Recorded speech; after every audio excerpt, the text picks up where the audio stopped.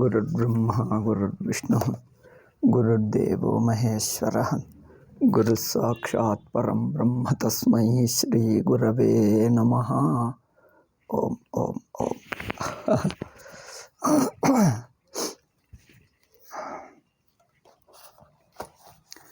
ವಿಶುದ್ಧ ವೇದಾಂತ ಪರಿಭಾಷೆಯಲ್ಲಿ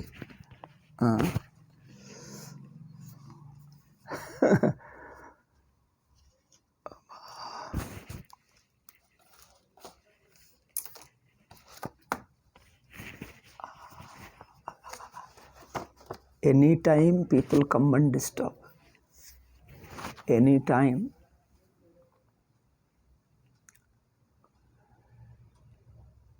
I am a persona non grata, politically they call it. I am a non-existent person for them, and what I do is a nuisance for them. My classes, my talking, my existence, everything is a nuisance for them. Is an unwanted for them, so that they can just trample over it and they can just talk and go anywhere and do anything. Therefore, I think classes can difficult to be held. Anytime they disturb you, they have no time, they have no, your classes don't mean anything, they come and talk during the talk and they do anything anytime. That means I am only a street for anybody to do anything. People have very good culture, or they want to do intentionally. I don't know. ಒಳ್ಳೆಯದು ಅಮ್ಮಯ್ಯ. ಅದಕ್ಕೋಸ್ಕರ ಇಷ್ಟೊತ್ತು late ಆಯಿತು. ಮತ್ತೆ ಈಗ ಶುರು ಮಾಡ್ತಾಯಿನಿ, ಮತ್ತೆ ಇನ್ನೊಬ್ಬರು ಬರ್ತಾನೆ, ಏನೋ ಮಾತಾಡ್ತಾನೆ. 3 ದಿವಸ ಕೊಟ್ಟಿದ್ದು 3 ದಿವಸ ಹೇಳಿದ್ದು ಈಗಲೂ ಆಗಲಿಲ್ಲ, ಈಗ ಬಂದಿದೆ ಅಂತ ಹೇಳ್ತಾನೆ. ನಾನು ಏನು ಮಾಡ್ತಾ ಇದ್ದೀನಿ ಅವರಿಗೆ ಲೆಕ್ಕನೇ ಇಲ್ಲ.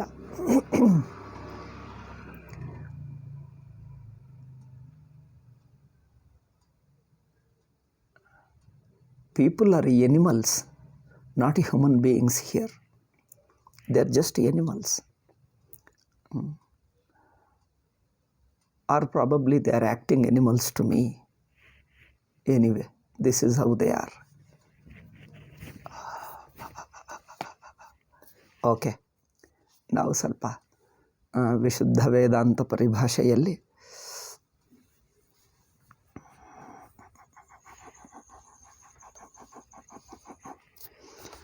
ತ್ವಂ ಪದಾರ್ಥ ವಿವೇಕವನ್ನು ನೋಡ್ತಾ ಇದ್ದೀವಿ. ವಿಶುದ್ಧ ವೇದಾಂತ ಪರಿಭಾಷೆಯಲ್ಲಿ ತ್ವಂ ಪದಾರ್ಥ ವಿವೇಕ ಅಲ್ಲವೇ? ತ್ವಂ ಪದಾರ್ಥ ವಿವೇಕ ಐ ಥಿಂಕ್ ಇದು ಹೇಗೆ ಹೊಂದುತ್ತಾ ಇಲ್ಲ. ಇದು ಸರಿಯಾಗಿ. ಸುಷುಪ್ತಾವಸ್ಥಾಯ ಆತ್ಮಗೆ ಕರ್ತೃತ್ವವಿಲ್ಲ ಮುಂತಾದ ಜೀವನ ಲಕ್ಷಣಗಳು, ಅಂದರೆ ಜೀವ ಎನಿಸುವುದಕ್ಕೆ ಏನೇನು ಗುಣಗಳು, ಲಕ್ಷಣಗಳು, ಶಕ್ತಿಗಳಿವೆಯೋ ಅದು ಯಾವುದು ಆತ್ಮ ಅಲ್ಲ. ನೋಡಿ, ಅಂದರೆ ತನ್ನನ್ನು ಜೀವನಾಗಿ ನೋಡುವ, ಜೀವನಾಗಿರುವುದಕ್ಕೆ ಏನೇನು ಗುಣಗಳು, ಲಕ್ಷಣಗಳಿವೆಯೋ ಅವೆಲ್ಲವೂ ಅವಿದ್ಯಾ ಕಲ್ಪಿತವೇ ಹೊರತು, ಅಂದರೆ ಅಧ್ಯಸ್ಥ, ಅವೆಲ್ಲವೂ ಅಧ್ಯಸ್ಥವೇ ಹೊರತು ಆತ್ಮನ ಸ್ವರೂಪಕ್ಕೆ ಸೇರಿದವುಗಳಲ್ಲ. ಅದು ಹೇಳ್ತಾ ಇದ್ದಾರೆ. ಅದೆಲ್ಲವೂ ಆತ್ಮದ ಸ್ವರೂಪಕ್ಕೆ ಸೇರಿದ್ದಲ್ಲ. ಆತ್ಮ ಅವುಗಳನ್ನು ದಾಟಿ ಇದೆ. ಜೀವಭಾವಕ್ಕೆ ಬೇಕಾಗಿರುವ ಯಾವ ಗುಣಗಳಿವೆಯೋ ಆ ಗುಣಗಳನ್ನು ದಾಟಿ ಇದೆ. ದಾಟಿ ಇರುವುದು ಅಂದರೆ ಹೇಗೆ? ಕನ್ನಡಿಯಲ್ಲಿ ತೋರುವ ರೂಪಗಳು ಕನ್ನಡಿಗೆ ಅಂಟಲ್ಲ ಅಲ್ಲವೇ? ಕನ್ನಡಿಗೆ ಎದುರಾಗಿಟ್ಟಿರುವ ವಸ್ತುಗಳು ಯಾವುದೇ ಆಗಲಿ ಕನ್ನಡಿಯಲ್ಲಿ ಪ್ರತಿಬಿಂಬಗಳನ್ನು ತೋರಿಸ್ತವೆ. ಆ ಪ್ರತಿಬಿಂಬಗಳು, ರೂಪಗಳು, ಬಣ್ಣಗಳು, ಆಕಾರಗಳು ಯಾವುದು ಕನ್ನಡಿಗೆ ಅಂಟಲ್ಲ. ಅಲ್ಲವೇ? ಅಂದರೆ ಕನ್ನಡಿಯಲ್ಲಿ ತೋರುವ ರೂಪ ಯಾವುದು ಕನ್ನಡಿಯನ್ನು ಅಂಟದೇ ಇರುತ್ತವೆ. ತೋರ್ತದೆ, ಕನ್ನಡಿ ಕಂಟಲ್ಲ. ನೋಡಿ ಎಷ್ಟು ಚೆನ್ನಾಗಿದೆ. ತೋರ್ತದೆ, ಕನ್ನಡಿಗೆ ಮಾತ್ರ ಅಂಟಲ್ಲ. ಅದನ್ನು ಮುಟ್ಟಿ ನೋಡಿದ್ದರೆ ಏನಿಲ್ಲ. ಅಂದರೆ ಕನ್ನಡಿ ಸ್ವರೂಪಕ್ಕೆ ಕನ್ನಡಿಯಲ್ಲಿ ತೋರುವ ರೂಪಗಳು ಯಾವುದೂ ಅಂಟಲ್ಲ. ಅಂದರೆ ಅಲ್ಲಿ ಇಲ್ಲ, ಸುಮ್ಮನೆ ತೋರ್ತವೆ. ಹಾಗೆ ಜೀವಭಾವ ಸುಮ್ಮನೆ ತೋರ್ತದೆ. ಜೀವನಿಗೆ ಜೀವಭಾವಕ್ಕೆ ಜೀವಭಾವದಲ್ಲಿ ಅನುಭವಕ್ಕೆ ಬರುವ ಇಂದ್ರಿಯಗಳು, ಜೀವಭಾವಕ್ಕೆ ಇರುವ ಇಂದ್ರಿಯಗಳು, ಜೀವಭಾವಕ್ಕೆ ಇರುವ ಮನಸ್ಸು ಅಲ್ಲವೇ? ಜೀವಭಾವಕ್ಕೆ ಇರುವ ಮನಸ್ಸು, ಜೀವಭಾವಕ್ಕಿರುವ ಇಂದ್ರಿಯಗಳು, ಆ ಇಂದ್ರಿಯಗಳಿಗೆ ತೋರುವ ಪ್ರಪಂಚ ಅಲ್ಲವೇ? ಇಂದ್ರಿಯವೂ ಪ್ರಪಂಚವೇ. ನೋಡಿ, ಇಂದ್ರಿಯಗಳಿಗೆ ತೋರುತ್ತದೆ ಅಂದರೆ ತಪ್ಪು ತಿಳ್ಕೊಳ್ಳಬಾರದು. ಇಂದ್ರಿಯಗಳೂ ಪ್ರಪಂಚವೇ. ಇಂದ್ರಿಯ ಅಂದರೆ ಇಂದ್ರಿಯಗಳೂ ಒಂದು ಪ್ರಪಂಚ. ಇಂದ್ರಿಯಗಳಿಗೆ ತೋರುವಾಗ ಅದೇ ಪ್ರಪಂಚದ ಇನ್ನೊಂದು ಪಕ್ಕ ಅಷ್ಟೇ. ಪ್ರಪಂಚ ಅಂದರೆ ಪ್ರಪಂಚದ ಒಂದು ಭಾಗ ಎಂದರ್ಥ. ಇಂದ್ರಿಯಗಳೂ ಪ್ರಪಂಚ, ಇಂದ್ರಿಯಗಳಿಗೆ ತೋರುವ ಮಿಕ್ಕ ಪ್ರಪಂಚ. ಮನಸ್ಸು ಪ್ರಪಂಚ, ಮನಸ್ಸಿಗೆ ತೋರುವ ಮಿಕ್ಕ ಪ್ರಪಂಚವೂ ಪ್ರಪಂಚ. ಅಹಂ ಬುದ್ಧಿ, ನಾನೆಂಬ ಒಂದು ವೃತ್ತಿ ಇದೆಲ್ಲ ಅದು. ಅದಕ್ಕೆ ತೋರುವ ಅಂದರೆ ಆ ಹಂತಕ್ಕೆ ಅನಿಸುವ, ಅಹಂ ಬುದ್ಧಿಗೆ ಅನಿಸುವ ಮಿಕ್ಕ ಪ್ರಪಂಚ. ಇದೆಲ್ಲವೂ ಆತ್ಮನ ಸ್ವರೂಪಕ್ಕೆ ಸೇರಿದ್ದಲ್ಲ, ಆತ್ಮನ ಲಕ್ಷಣವಲ್ಲ. ಹೇಗೆ ಕನ್ನಡಿಯಲ್ಲಿ ತೋರುವ ಪ್ರತಿಬಿಂಬಗಳು, ಕನ್ನಡಿಯಲ್ಲಿ ತೋರುವ ಪ್ರತಿಬಿಂಬಗಳು, ಆಕಾರಗಳು ಕನ್ನಡಿ ಸ್ವರೂಪಕ್ಕೆ ಸೇರಿದ್ದಲ್ಲ. ನೀವು ಕನ್ನಡಿಯನ್ನು ಮುಟ್ಟಿ ನೋಡಿ, ಅಲ್ಲಿ ಯಾವ ಬಣ್ಣ ಇಲ್ಲ. ಕನ್ನಡಿಯನ್ನು ಮುಟ್ಟಿ ನೋಡಿ. ಅವರು ರಜ್ಜುನಲ್ಲಿ ಸರ್ಪ ಹೇಳ್ತಾರೆ, ನಾನು ಹೇಳ್ತೀನಿ ಕನ್ನಡಿಯಲ್ಲಿ ತೋರುವ ಪ್ರತಿಬಿಂಬ. ಇದು ಇನ್ನೂ ಚೆನ್ನಾಗಿದೆ ಉದಾಹರಣೆ. ರಜ್ಜು ಸರ್ಪವಾಗಿ ತೋರ್ತದೆ, ಹೌದು. ಕನ್ನಡಿಯಲ್ಲಿ ರೂಪಗಳು ತೋರ್ತವೆ. ಆ ರೂಪಗಳಲ್ಲಿ ಮುಟ್ಟಿ ನೋಡು, ಅಲ್ಲೇನಾದರೂ ಇರುತ್ತದೆ? ಕನ್ನಡಿಯನ್ನು ಮುಟ್ಟಿ ಉಜ್ಜಿ ನೋಡು, ಅದರಲ್ಲಿ ತೋರುವ ರೂಪಗಳು, ಬಣ್ಣಗಳು, ಆಕಾರಗಳು ಅದೆಲ್ಲ ಕನ್ನಡಿಯಲ್ಲಿ ಇವೆಯಾ? ಕಿತ್ತು ನೋಡು. ಕನ್ನಡಿಯಲ್ಲಿ ಏನೋ ಒಂದು ರೂಪಾಯಿ ನೋಟು ಕಂಡು ಬರ್ತದೆ, ಕಿತ್ತು ನೋಡ ರೂಪಾಯಿ ನೋಟು ಬರ್ತದೆ. ಒಂದು ಬಟ್ಟೆ ಕಂಡು ಬರ್ತದೆ, ಬಟ್ಟೆಯನ್ನು ತಗೊಂಡು ನೋಡು, ಕನ್ನಡಿಯಲ್ಲಿ ಏನಿರುವುದೇ ಇಲ್ಲ, ಸುಮ್ಮನೆ ತೋರ್ತದೆ. ಹಾಗೆ ಕನ್ನಡಿಯಲ್ಲಿ ತೋರುವ ರೂಪಗಳು, ಆಕಾರಗಳು, ಅಲ್ಲಿ ಕೆಲವೊಮ್ಮೆ ಒಳಗೆ ಹೊರಗೆ ಎಂದು ರೂಮ್ ಅನಿಸುತ್ತದೆ, ಒಂದು ಬಾಗಿಲು ಅನಿಸುತ್ತದೆ, ಬಾಗಿಲಿಗೆ ಒಳಗಿನ ರೂಮ್ ಇದೆ, ಹೊರಗಿನ ವರಂಡ ಇದೆ. ಅದೆಲ್ಲ ಕನ್ನಡಿಯಲ್ಲಿ ಎಲ್ಲೂ ಇಲ್ಲ. ಒಳಗೆ ಹೊರಗೆ ಏನೂ ಇಲ್ಲ. ಏನಾದರೂ ಇದೆಯಾ? ಅದು ಸುಮ್ಮನೆ ತೋರ್ತದೆ. ಹಾಗೆ ನಾನೆಂಬ ಜೀವಬುದ್ಧಿ, ಅಂತಃಕರಣ, ಇಂದ್ರಿಯಗಳು, ನಾಮರೂಪ ಪ್ರಪಂಚ ಅರಿವಿಕ್ಕಿಲ್ಲ. ಎಲ್ಲಿ ತೋರ್ತದೋ, ಹೇಗೆ ಅಲೆ ನೀರಿನಲ್ಲಿ, ಯಾವ ನೀರಿನಲ್ಲಿ ತೋರ್ತದೋ ಆ ನೀರಿಗೇ ಇಲ್ಲ. ಅದು ನೋಡಿ ಎಷ್ಟು ಆಶ್ಚರ್ಯ. ಯಾವ ನೀರಿನಲ್ಲಿ ಅಲೆ ತೋರ್ತದೋ ಆ ನೀರಿನಲ್ಲಿಲ್ಲ, ಆ ನೀರಿಗೆ ಇಲ್ಲ. ನೀರಿನಲ್ಲಿ ಅಂದರೆ ಅಲ್ಲ, ನೀರಿನಲ್ಲೇ ಇದೆ, ನೀರಿಗೆ ಇಲ್ಲ. ನೀರಿನ ಅನುಭವಕ್ಕೆ ಅಲೆ ಅನುಭವ ಇಲ್ಲ. ನೀವು ನೀರಾಗಿ ಇದ್ದೀರಿ ಅಂದ್ಕೊಂಡು ನಿಮಗೆ ಅಲೆಯ ಅನುಭವ ಇರುವುದಿಲ್ಲ. ಆದರೆ ನೀರಿನಲ್ಲಿ ತೋರಿದ್ದು ಒಂದು ಕಲ್ಪಿತ ಹಂತ ತೋರ್ತದೆ. ಕಲ್ಪನೆ ಒಂದು ಹಂತ, ಇನ್ನೇನು. ಅಧ್ಯಾಸವೇ ಒಂದು ಹಂತ. ಅಧ್ಯಾಸ ಹಂತಕ್ಕೆ ತೋರ್ತದೆ. ಅಧ್ಯಾಸ ಹಂತಕ್ಕೆ ತೋರ್ತದೆ ಅಂದರೆ ಅಲ್ಲಿ ಇಲ್ಲ ಎಂದರ್ಥ. ತೋರುತ್ತಿದ್ದರೂ ಅಲ್ಲಿಲ್ಲ, ಆ ತೋರಿಕೆನೇ ಇಲ್ಲ. ತೋರುವವಿಲ್ಲ, ತೋರಿಕೆನೂ ಇಲ್ಲ, ಎರಡೂ ಇಲ್ಲ. ನೋಡಿ, ತೋರುವವಿಲ್ಲ, ತೋರಿಕೆ ಇಲ್ಲ. ಅನುಭವಕ್ಕೆ, ನೀರಿನ ಅನುಭವಕ್ಕೆ ಅಲೆ ಇಲ್ಲ, ಅಲೆಯ ತೋರಿಕೆ ಇಲ್ಲ, ಆ ತೋರುವುದು ಇಲ್ಲ. ಅಲೆಯ ತೋರಿಕೆ ಇಲ್ಲ, ತೋರುವುದು ಇಲ್ಲ ನೀರಿಗೆ. ಹಾಗೆ ಕನಸಿನ ಪ್ರಪಂಚ, ಕನಸನ್ನು ಅನುಭವಿಸುವ ವ್ಯಕ್ತಿ. ಕನಸಿನ ಪ್ರಪಂಚ, ಕನಸನ್ನು ಅನುಭವಿಸುವ ವ್ಯಕ್ತಿ ಎರಡೂ ಕನಸಿನ ಸಾಕ್ಷಿಗಿಲ್ಲ. ಕನಸಿನ ಸಾಕ್ಷಿ ಎಲ್ಲಿದ್ದಾನೆ? ಒಟ್ಟು ಕನಸನ್ನು ತಿಳಿಯುತ್ತಾ, ಒಟ್ಟು ಕನಸನ್ನು ತನ್ನಲ್ಲಿ ಅಡಕ ಮಾಡಿಕೊಂಡು ಕನಸನ್ನು ದಾಟಿ ಇದ್ದಾನೆ. ಕನಸನ್ನು ದಾಟಿ ಕನಸಿಗೆ ಅಂಟುಕೊಳ್ಳದೆ ಸ್ವತಂತ್ರವಾಗಿರುವಂಥ ಸಾಕ್ಷಿ ಅಂದರೆ ಅರಿವು. ಒಟ್ಟು ಕನಸಿನ ಅರಿವಿಗೆ ಕನಸಿನ ಪದಾರ್ಥಗಳಿಲ್ಲ, ಕನಸಿನ ಅವಸ್ಥೆ ಇಲ್ಲ, ಕನಸಿನ ಪದಾರ್ಥಗಳಿಲ್ಲ, ಕನಸಿನ ಘಟನೆಗಳಿಲ್ಲ.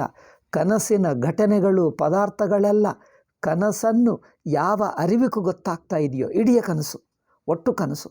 ಕನಸಿನ ಅವಸ್ಥೆ, ಕನಸಿನ ಪದಾರ್ಥಗಳು, ಕನಸಿನ ವ್ಯಕ್ತಿಗಳು ಯಾವ ಅರಿವಿನಲ್ಲಿ ತೋರ್ತದೋ ಆ ಅರಿವಿಗೂ ಅಂಟುವುದೇ ಇಲ್ಲ. ಏಕೆ? ಅರಿವಿನ ಹಂತಕ್ಕಿಲ್ಲವೇ ಇಲ್ಲ. ಹೇಗೆ ಕನ್ನಡಿಯಲ್ಲಿ ತೋರುವ ರೂಪಗಳು, ಆಕಾರಗಳು ಕನ್ನಡಿಗೆ ಇಲ್ಲ. ನೀರಿನಲ್ಲಿ ತೋರುವ ಅಲೆಗಳು ನೀರಿಗಿಲ್ಲ. ನನ್ನ ಮುಖ ನನಗೆ ಇಲ್ಲ. ನನ್ನ ಮುಖ ನನಗೆ ಕಂಡು ಬರ್ತದೆ. ಏಕೆ ಅಂದರೆ ಇಲ್ಲ. ಏಕೆಂದರೆ ತಾನು ಎಂಬ ಅರಿವಿಗೆ, ನಾನೆಂಬ ಅರಿವೆ, ನನ್ನ ಅರಿವಿಗೆ ನನ್ನ ಮುಖ ಕಂಡು ಬರಲ್ಲ. ನನ್ನ ಅರಿವಿಗೆ ನನ್ನ ಮುಖ ಕಂಡು ಬರಲ್ಲ. ಏಕೆ? ಮುಖ ಬಿಟ್ಟೇ ಅರಿವಿದೆ. ನನ್ನ ಮುಖಕ್ಕೆ, ನನ್ನ ಮುಖ ಎನ್ನುವುದು ಕನ್ನಡಿಯಲ್ಲಿ ನೋಡಿಕೊಂಡ್ರೆ ಕಂಡು ಬರ್ತದೆ. ಕನ್ನಡಿ ಅಂದರೆ ಇನ್ನೊಬ್ಬರ ದೃಷ್ಟಿ. ಇನ್ನೊಬ್ಬರ ದೃಷ್ಟಿಗೆ ನನ್ನ ಮುಖ ಕಂಡು ಬರ್ತದೆ, ನನಗಿಲ್ಲ. ಅಂದರೆ ಇನ್ನೊಬ್ಬರ ದೃಷ್ಟಿಯನ್ನು ಇಟ್ಟುಕೊಂಡು ಇದು ನನ್ನ ಮುಖ ಅಂದ್ಕೊಳ್ತಾ ಇದ್ದೇನೆ. ಅಂದರೆ ಇನ್ನೊಬ್ಬರ ದೃಷ್ಟಿಯನ್ನು ನನ್ನ ಮೇಲೆ ಅಧ್ಯಾರೋಪ ಮಾಡ್ಕೊಳ್ತಾ ಇದ್ದೆ. ಇನ್ನೊಬ್ಬರ ದೃಷ್ಟಿ ನನಗಿಲ್ಲ. ನೋಡಿ, ಇನ್ನೊಬ್ಬರ ದೃಷ್ಟಿ ನನಗಿದೇನು? ಇನ್ನೊಬ್ಬರ ದೃಷ್ಟಿ. ಹಾಗೆ ನನ್ನ ಶರೀರ ಆ ಇನ್ನೊಬ್ಬರ ದೃಷ್ಟಿಗೆ ಶರೀರ ಕಂಡು ಬರ್ತದೆ, ತನ್ನ ಸಾಕ್ಷಿ ದೃಷ್ಟಿಗಿಲ್ಲ. ಸಾಕ್ಷಿ ದೃಷ್ಟಿ ನೀರು. ಈ ದೇಹ ದೃಷ್ಟಿ ಎನ್ನುವುದು ಅಲೆ. ಅಲೆ ತೋರುವುದು ನೀರಿನಲ್ಲಿ ತೋರಿದ್ದರೂ ನೀರಿಗಿಲ್ಲ. ಹಾಗೆ ನಾಟಕದಲ್ಲಿ ನಟನಲ್ಲಿ ತೋರುವ ಪಾತ್ರೆ ಪ್ರೇಕ್ಷಕರಿಗೆ ತೋರುತ್ತದೆ, ನಟನಿಗೆ ತೋರುತ್ತದ? ಇದು ಚೆನ್ನಾಗಿದೆ ನೋಡಿ, ಇದು ಉದಾಹರಣೆ ಇನ್ನೂ ಚೆನ್ನಾಗಿದೆ. ನಟನು ಯಾವ ಪಾತ್ರೆಯಾಗಿ ತೋರ್ತಾನೋ ಪ್ರೇಕ್ಷಕರಿಗೆ ತೋರ್ತಾನೆ, ತನಗೆ ತೋರ್ತಾನ? ತನ್ನ ಕೈಕಾಲು ತಾನೇ ಕಂಡು ಬರ್ತಾನೆ. ತನ್ನ ಕೈಕಾಲು ನೋಡಿದ್ದರೆ ತಾನೇ ಅಲ್ಲಿ ಪಾತ್ರ ಇದೆಯಾ? ನಟನಿಗೆ ಪಾತ್ರ ಕಂಡು ಬರ್ತದೆ? ಅನಿಸುತ್ತದೆ. ಹೇಗೆ? ಪ್ರೇಕ್ಷಕರ ದೃಷ್ಟಿಯನ್ನು ತನ್ನಲ್ಲಿ ಅಧ್ಯಾರೋಪ ಮಾಡಿಕೊಂಡು ಕಲ್ಪಿತವಾದ ಪ್ರೇಕ್ಷಕರ ದೃಷ್ಟಿನಿ ಇಟ್ಟುಕೊಂಡರೆ ಪಾತ್ರ ಕಂಡು ಬರ್ತದೆ. ತನ್ನಲ್ಲಿ ಪ್ರೇಕ್ಷಕ ದೃಷ್ಟಿ ಅಧ್ಯಾರೋಪಿತ. ತನ್ನನ್ನು ಪ್ರೇಕ್ಷಕರ ದೃಷ್ಟಿಗೆ ನಾನು ಹೇಗೆ ಕಂಡು ಬರ್ತಾ ಇದ್ದೀನಿ ಅಂದ್ಕೊಳ್ತಾನೆ.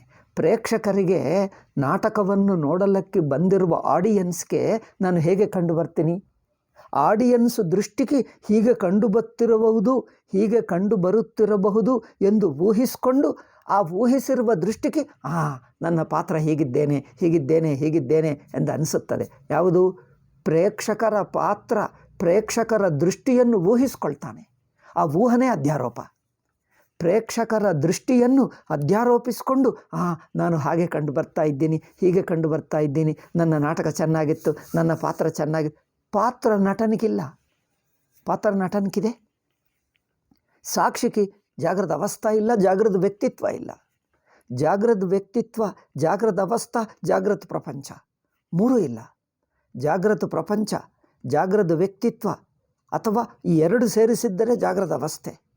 ಜಾಗೃತ ಅವಸ್ಥಾ ಎನ್ನುವುದು ಪ್ರೇಕ್ಷಕರನ್ನು ಊಹಿಸಿಕೊಳ್ಳುವ ಹಾಗೆಯೇ ಊಹಿಸ್ಕೊಂಡಿದ್ದೆ ಅಷ್ಟೇ. ಪ್ರೇಕ್ಷಕರನ್ನು ಹೇಗೆ ಊಹಿಸ್ಕೊಳ್ತೀವೋ ಪ್ರೇಕ್ಷಕರ ದೃಷ್ಟಿ ನಟನಿಗಿರುತ್ತದೆ. ಪ್ರೇಕ್ಷಕರಿಗೆ ಹೇಗೆ ಕಂಡು ಬರುತ್ತದೋ ಆ ದೃಷ್ಟಿ ನಟನಿಗಿರುತ್ತದೆ. ಪ್ರೇಕ್ಷಕರಿಗೆ ದೃಷ್ಟಿ ಊಹಿಸ್ಕೊಳ್ತಾನೆ, ನಾನು ಹೀಗೆ ಕಂಡುತ್ತಿರಬಹುದು ಎಂದು ಊಹಿಸ್ಕೊಂಡಿದ್ದೇ ಹೊರತು ಅನುಭವದಲ್ಲಿಲ್ಲ. ಪ್ರೇಕ್ಷಕರಿಗೆ ನಾನು ಹೇಗೆ ಕಂಡು ಬರ್ತಾ ಅವ್ರು ಕೇಳ್ತಾನೆ, ಹೇಗಿತ್ತು ನನ್ನ ನಾಟಕ, ಚೆನ್ನಾಗಿತ್ತು ಅಂತ. ಸೂಪರ್ ಇತ್ತು ಅಂತ ಹೇಳ್ತಾರೆ. ಕನ್ನಡಿಗರು ಏನು ಮಾತಾಡ್ತಾರೆ? ಸೂಪರ್ ಎಂದು ಮಾತಾಡ್ತಾರೆ. ಸೂಪರ್, ಆ ಮಾತು ಬಂದಿದೆ, ಸೂಪರ್.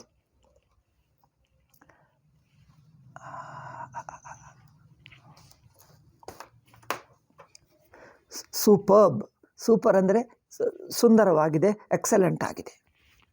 ಅಂದರೆ ಅವರಿಗೆ ನಾನು ಚೆನ್ನಾಗಿ ಕಂಡು ಬರ್ತಾ ಇದ್ದೇನೆ ಎನ್ನುವುದು ಊಹಿಸಿಕೊಳ್ಳುವುದೇ ಹೊರತು ಅನುಭವದಲ್ಲಿಲ್ಲ. ಆ ಊಹೆಯೇ ಅಧ್ಯಾರೋಪ. ಗೊತ್ತಾಯ್ತಾ? ಆ ಊಹವನ್ನೇ ಊಹಿಸ್ಕೊಂಡು ಅಥವಾ ಏನು ಹೇಳ್ತಾನೆ, ಒಂದು ಕ್ಯಾಮರಾ ತಗೋಪ್ಪ. ಕ್ಯಾಮರಾನೂ ಇನ್ನೊಬ್ಬರ ದೃಷ್ಟಿ ಏನಪ್ಪ? ಕ್ಯಾಮರಾಕ್ಕೆ ಹೇಗೆ ಕಂಡು ಬರ್ತಾ ಇದ್ದೀನಿ ನೋಡಿ. ಪ್ರೇಕ್ಷಕರ ದೃಷ್ಟಿ ನನಗೆ ನೇರಾಗಿ ಹೇಗಿಲ್ಲವೋ ಕ್ಯಾಮರಾನೂ ನನಗೆ ನೇರಾಗಿಲ್ಲ. ಕನ್ನಡಿಯೂ ನನಗೆ ನೇರಾಗಿಲ್ಲ. ಕನ್ನಡಿ, ಕ್ಯಾಮರಾ, ಪ್ರೇಕ್ಷಕರು ಮೂರೂ ಅಧ್ಯಾಸವೇ. ಕನ್ನಡಿ ದೃಷ್ಟಿ, ಕನ್ನಡಿಯಿಂದ ನೋಡ್ತೀನಿ, ಬಟ್ ಕನ್ನಡಿ ನನಗಿಲ್ಲ, ಕನ್ನಡಿ ನಾನಲ್ಲ. ಕನ್ನಡಿಗೆ ಅನಿಸುತ್ತಿದ್ದನಂತೆ, ಕ್ಯಾಮರಾಕು ನಾನು ಹೀಗೆ ತೋರುತ್ತಿದ್ದನಂತೆ. ಕನ್ನಡಿಗೆ, ಕ್ಯಾಮರಾಕ್ಕೆ ಅಥವಾ ಪ್ರೇಕ್ಷಕರಿಗೆ ಮೂರು ಅಧ್ಯಾರೋಪವೇ. ಆ ಮೂರು ತನಗಿಲ್ಲ, ಅಧ್ಯಾರೋಪ. ಹಾಗೆ ಇನ್ನೊಬ್ಬರಿಗೆ, ಆ ಇನ್ನೊಬ್ಬರೆನ್ನುವುದೇ ಅಧ್ಯಾರೋಪ, ಇನ್ನೊಬ್ಬರನ್ನುವುದೇ ಅಧ್ಯಾರೋಪ. ಇನ್ನೊಬ್ಬರೂ ಅಧ್ಯಾರೋಪ, ಅವರಿಗೆ ನಾನು ಹೀಗೆ ಅನಿಸುತ್ತೇನೆ, ಅದು ಅಧ್ಯಾರೋಪ. ಎರಡು ಸೇರಿಕೊಂಡು ಅಧ್ಯಾರೋಪವೇ. ನೋಡಿ, ಕನಸಿನಲ್ಲಿ ನಾನು ವ್ಯಕ್ತಿನಂತೆ, ಕನಸಿಗೆ ತೋರುವ ಪ್ರಪಂಚ ಅಂತೆ. ಕನಸಿನಲ್ಲಿರುವ ಪ್ರಪಂಚ, ಕನಸಿನಲ್ಲಿರುವ ನಾನು ಎಂದು ಆ ನಾನು ಬುದ್ಧಿ ಎರಡೂ ಅಧ್ಯಾಸವೇ, ಎರಡೂ ಕನಸೆ. ಕನಸಿನ ಪ್ರಪಂಚ, ಕನಸಿನ ತೋರಿಕೆ ಯಾರಿಗೆ ತೋರ್ತದೋ ಆ ವ್ಯಕ್ತಿ, ಆ ಇಬ್ಬರೂ ಕನಸೆ. ಇಬ್ಬರೂ ತನಗಿಲ್ಲ, ಇಬ್ಬರನ್ನು ಬಿಟ್ಟು ತಾನಿದ್ದೇನೆ, ಇಬ್ಬರನ್ನು ಬಿಟ್ಟು ತಾನಿದ್ದಾನೆ ಅಲ್ಲವೇ? ಅದು ಗೊತ್ತಾಗಬೇಕು. ಕನಸಿನ ಪ್ರಪಂಚ, ಆ ಪ್ರಪಂಚವನ್ನು ಅನುಭವಿಸುವ ಕನಸಿನ ವ್ಯಕ್ತಿ, ಕನಸಿನ ಅಹಂಬುದ್ಧಿ, ಕನಸಿನ ನಾನು ಕನಸಿನ ನಾನು, ಹೊರಗಿನ ನಾನಲ್ಲ. ಆ ಕನಸಿನ ನಾನು ನನ್ನಲ್ಲಿ ಅಧ್ಯಾರೋಪ, ಅದು ನನಗಿಲ್ಲ. ಆ ಕನಸಿನ ನಾನಿನ ಮೂಲದಲ್ಲಿ ಸಾಕ್ಷಿ ಇದ್ದಾನೆ, ಅರಿವಿದೆ. ಅರಿವು ಮಾತ್ರ ಅಧ್ಯಾರೋಪ ಅಲ್ಲ. ಕನಸಿನ ಪ್ರಪಂಚ ಎಲ್ಲಿ ತೋರ್ತದೆ? ಅರಿವಿನಲ್ಲಿ ತೋರ್ತದೆ. ಕನಸಿನ ನಾನು ಬುದ್ಧಿ ಅರಿವಿನಲ್ಲಿ ತೋರ್ತದೆ. ಒಟ್ಟು ಕನಸು ಅರಿವಿನಲ್ಲಿರುತ್ತದೆ. ಆ ಅರಿವು ಮಾತ್ರ ಸ್ವತಂತ್ರ. ಅದು ಕನಸಿನ ಒಳಗೆ ಇಲ್ಲ, ಕನಸಿಗೆ ಆಧಾರವಾಗಿದೆ, ಅಥವಾ ಕನಸೆಲ್ಲ ವ್ಯಾಪಿಸಿದೆ ಹೇಳಬಹುದು. ಕನಸಿಗೆ ಆ ಅರಿವು ಚೈತನ್ಯ ಕನಸಿಗೆ ಆಧಾರವಾಗಿದೆ, ಕನಸೆಲ್ಲ ವ್ಯಾಪಿಸಿದೆ. ಆದರೆ ಕನಸಿನಲ್ಲಿ ಒಂದೊಂದು ಪದಾರ್ಥ ಆಗಲಿಲ್ಲ. ಕನಸಿನ ಜ್ಞಾತೃ ಅಲ್ಲ, ಕನಸಿನ ಜ್ಞೇಯ ಅಲ್ಲ. ಆದರೆ ಕನಸಿನ ಜ್ಞಾತೃಜ್ಞೇಯು ಎರಡು ಒಟ್ಟಾಗಿ ಕನಸನ್ನೆಲ್ಲ ವ್ಯಾಪಿಸಿ ಕನಸಿಗಿಂತ ಅತೀತವಾಗಿದ್ದಾನೆ. ಅದು ತಾನು. ಒಟ್ಟು ಕನಸು ವ್ಯಾಪಿಸ್ತಾನೆ, ಕನಸಿಗೆ ಅತೀತವಾಗಿದ್ದಾನೆ. ಕನಸೆಲ್ಲ ತನ್ನಲ್ಲೇ ಇದೆ, ಏಕೆಂದರೆ ತನ್ನನ್ನು ಬಿಟ್ಟು ಕನಸಿಲ್ಲ. ಕನಸಿನ ಹೆಜ್ಜೆ ಹೆಜ್ಜೆಯಲ್ಲಿ ತಾನಿದ್ದಾನೆ, ಆದರೆ ತಾನು ಕನಸಿಗೆ ಸಿಕ್ಕಾಕ್ಕೊಂಡಿಲ್ಲ, ಕನಸಿನ ಒಂದು ಪದಾರ್ಥವಾಗಿ ಸಿಕ್ಕಾಕ್ಕೊಂಡಿಲ್ಲ. ಬಟ್ ಒಟ್ಟು ಕನಸೆಲ್ಲ ವ್ಯಾಪಿಸಿದ್ದಾನೆ, ಕನಸೆಲ್ಲ ವ್ಯಾಪಿಸಿದ್ದಾನೆ. ಹಾಗೆ ಈ ಅದೇ ಅರಿವು ಒಟ್ಟು ಎಚ್ಚರವನ್ನು ವ್ಯಾಪಿಸಿದೆ. ಎಚ್ಚರದ ಪ್ರಪಂಚವು ಯಾವ ಅರಿವಿನಲ್ಲಿ ತೋರ್ತದೋ ಆ ಅರಿವು ಒಂದೊಂದು ಪದಾರ್ಥಕ್ಕೆ ಸಿಕ್ಕೊಂಡಿದ್ದಲ್ಲ, ಒಟ್ಟು ಎಚ್ಚರ ಅರಿವೇ ಅದು. ಎಚ್ಚರದ ಕಾನ್ಷಿಯಸ್ನೆಸ್, ಜಾಗ್ರತ್ತಿನ ಅರಿವೇ ಜಾಗ್ರತ್ತು ಪ್ರಜ್ಞಾ ಜಾಗ್ರತ್ತು ಅವಸ್ಥೆಗೆ ಪರಿಮಿತವಲ್ಲ. ಒಟ್ಟು ಜಾಗ್ರದ ಅವಸ್ಥಾ, ಜಾಗ್ರತ ಪ್ರಪಂಚವನ್ನೆಲ್ಲ ಹರಿದು ಬಿಟ್ಟಿದೆ. ಜಾಗ್ರತ್ತಿನ ಪ್ರಜ್ಞೆ ಹೇಗಿದೆ? ಜಾಗ್ರದ ಅವಸ್ಥೆಯನ್ನೆಲ್ಲ ಹರಿದು ಬಿಟ್ಟಿದೆ. ಜಾಗ್ರತ ವ್ಯಕ್ತಿತ್ವವನ್ನು ಹರಡಿದೆ. ಜಾಗ್ರತ ವ್ಯಕ್ತಿತ್ವ, ಜಾಗ್ರತ ಪ್ರಪಂಚ, ಜಾಗ್ರತ ದೇಶ, ಇಡೀ ಜಾಗ್ರತ ದೇಶ ಅರಿವಿನಲ್ಲೇ ಇದೆ. ಜಾಗ್ರತ್ತಿನ ಕಾಲ, ಭೂತಕಾಲ, ವರ್ತಮಾನ ಕಾಲ, ಭವಿಷ್ಯತ್ತು ಕಾಲ, ಜಾಗ್ರತ್ತಿನಲ್ಲಿರುವ ನಾನು ಬುದ್ಧಿ, ಜಾಗ್ರತ್ತಿನಲ್ಲಿರುವ ಇನ್ನೊಬ್ಬರನ್ನ ಬುದ್ಧಿ, ಜಾಗ್ರತ್ತಿನಲ್ಲಿರುವ ಪ್ರಪಂಚ ಬುದ್ಧಿ, ಪಂಚಭೂತಗಳು, ಮರಗಳು, ಗಿಡಗಳು, ಅದೆಲ್ಲ ಅರಿವೆ. ಜಾಗ್ರತ್ತಿನ ಒಟ್ಟರಿವು ಅಂದರೆ ಒಟ್ಟು ಜಾಗ್ರತನ್ನು ವ್ಯಾಪಿಸಿರುವ ಅರಿವೇ ಮರ ಆಗಿ ತೋರ್ತಾ ಇದೆ. ಅರಿವಿನಲ್ಲೇ ಬೆಟ್ಟ ತೋರ್ತಾ ಇದೆ. ಅರಿವೇ ನದಿಗಳು, ಅರಿವೇ ಸೂರ್ಯ, ಅರಿವೇ ಸೂರ್ಯನ ಬೆಳಕು, ಅರಿವೇ ಚಂದ್ರ, ಅರಿವೇ ಬೆಳದಿಂಗಳು, ಎಲ್ಲ ಜಾಗ್ರತ ಅರಿವೇ. ಒಂದು ಜಾಗ್ರತ ಅರಿವನ್ನು ಬಿಟ್ಟು ಯಾವ ಪ್ರಪಂಚವೂ ಇಲ್ಲ. ಇಡೀ ಜಾಗ್ರದ ಅವಸ್ಥಾ, ಇಡೀ ಜಾಗ್ರತ ಪ್ರಪಂಚ, ಜಾಗ್ರತ್ತಿನಲ್ಲಿರುವ ಆ ನಾನು ಬುದ್ಧಿ ಜಾಗ್ರತ ಸಾಕ್ಷಿಯನ್ನು ಬಿಟ್ಟು ಇಲ್ಲ. ನೋಡಿ, ಜಾಗ್ರತ ಸಾಕ್ಷಿಯನ್ನು ಬಿಟ್ಟು ಜಾಗ್ರತ ನಾನು ಬುದ್ಧಿ ಇಲ್ಲ. ನಾನು ಬುದ್ಧಿ ಎಂದರೆ ಯಾರು? ಅಲೆ ಹಾಗೆ ಅಲ್ಲಿ ಏನಿಲ್ಲ. ಅದು ಜಾಗ್ರತ ಅರಿವಿಗೆ ಜಾಗ್ರತ ಅವಸ್ಥಾ ಎಂದು ಹೆಸರಷ್ಟೇ, ಕಲ್ಪಿತ ಹೆಸರು. ಜಾಗ್ರತ ಅರಿವಿಗೆ ಜಾಗ್ರತ ನಾನು ಎಂದು ಕಲ್ಪಿತ ತೋರಿಕೆ. ಜಾಗ್ರತ ಅರಿವಿಗೆ ಒಟ್ಟರಿವು, ಸಾಕ್ಷಿ ಅರಿವು. ಸಾಕ್ಷಿಗೆ ನಾನು ಎಂಬುದು ಕಲ್ಪಿತ ಹೆಸರು, ಸಾಕ್ಷಿಗೆ ಪ್ರಪಂಚ ಎಂಬುದು ಹೆಸರು, ಸಾಕ್ಷಿಗೆ ಜಾಗ್ರತ ಅವಸ್ಥಾ ಎಂಬು ಕಲ್ಪಿತ ಹೆಸರು ಅಷ್ಟೇ. ಸಾಕ್ಷಿಯನ್ನೇ ಜಾಗೃತ ಅವಸ್ಥೆ ಎಂಬುವ ಕಲ್ಪಿತ ಹೆಸರು, ಕಲ್ಪಿತ ತೋರಿಕೆ, ಅದೆಲ್ಲವೂ ಸಾಕ್ಷಿ. ಹಾಗೆ ಆಗಬೇಕು.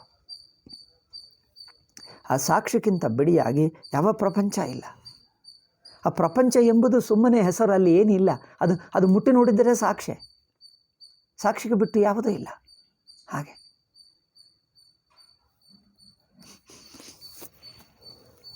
ಅಂದರೆ ಯಾವ ಅರಿವಿದೆಯೋ ಅರಿವಿಗೆ ನಾನು ಇದು ಎಂಬ ಎರಡು, ನಾನೆಂಬ ಬುದ್ಧಿ ಇದು ಎಂಬ ಬುದ್ಧಿ ಎರಡೂ ತನ್ನಲ್ಲೇ ಕಲ್ಪಿತ.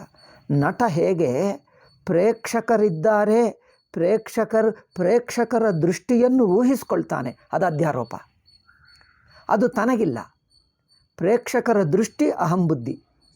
ಪ್ರೇಕ್ಷಕರ ದೃಷ್ಟಿಗೆ ನಾನು ಹೇಗೆ ಕಂಡು ಬರ್ತಾ ಇದ್ದೀನಿ ಅದು ಪ್ರಪಂಚ. ನಾನು ಹೇಗೆ ಕಂಡು ಬರ್ತಾ ಇದ್ದೀನೋ ನನ್ನ ಪಾತ್ರ ಎಂಬುದು ಪ್ರಪಂಚ. ಪ್ರೇಕ್ಷಕರೆಂಬುದು, ಪ್ರೇಕ್ಷಕರ ದೃಷ್ಟಿ ಎಂಬುದು ಅಧ್ಯಾರೋಪ. ಪ್ರೇಕ್ಷಕರ ದೃಷ್ಟಿ ನಾನು ಹೇಗೆ ಕಂಡು ಬರ್ತಾ ಇದ್ದೇನೋ ಪ್ರಪಂಚ. ಎರಡೂ ತನ್ನಲ್ಲಿ ಕಲ್ಪನಾ, ತನಗೆ ಎರಡೂ ಇಲ್ಲ. ಪ್ರೇಕ್ಷಕರ ದೃಷ್ಟಿ ಇಲ್ಲ, ಪ್ರೇಕ್ಷಕರ ದೃಷ್ಟಿಗೆ ತೋರುವ ಬಗೆನೂ ನಾನಿಲ್ಲ, ತೋರುವ ಬಗೆನೂ ನನ್ನಲ್ಲಿಲ್ಲ. ಅಂದರೆ ನನ್ನಲ್ಲಿ ತೋರಿದರೂ ಅದು ನಾನಲ್ಲ, ನನಗೆ ಎರಡೂ ಇಲ್ಲ, ಎರಡೂ ತನ್ನಲ್ಲಿ ಕಲ್ಪಿತ. ಹಾಗೆ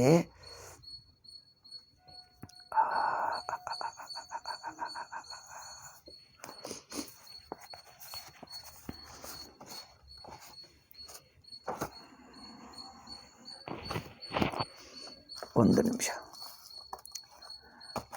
ಆದ್ದರಿಂದ ಇಲ್ಲಿ ನೋಡತಕ್ಕದ್ದೆಲ್ಲ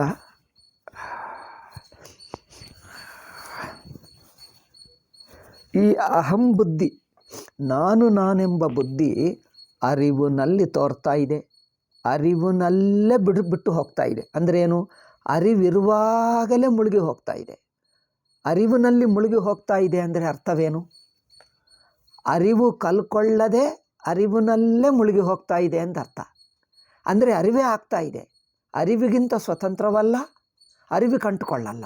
ನೋಡಿ, ಅಹಂಬುದ್ಧಿ, ನಾನೆಂಬ ಬುದ್ಧಿ ಅರಿವಿನಲ್ಲೇ ಇದೆ ಅಂದರೆ ಅರ್ಥವೇನು? ಅರಿವಿನಲ್ಲೇ ಮುಳುಗಿ ಹೋಗ್ತಾ ಇದೆ.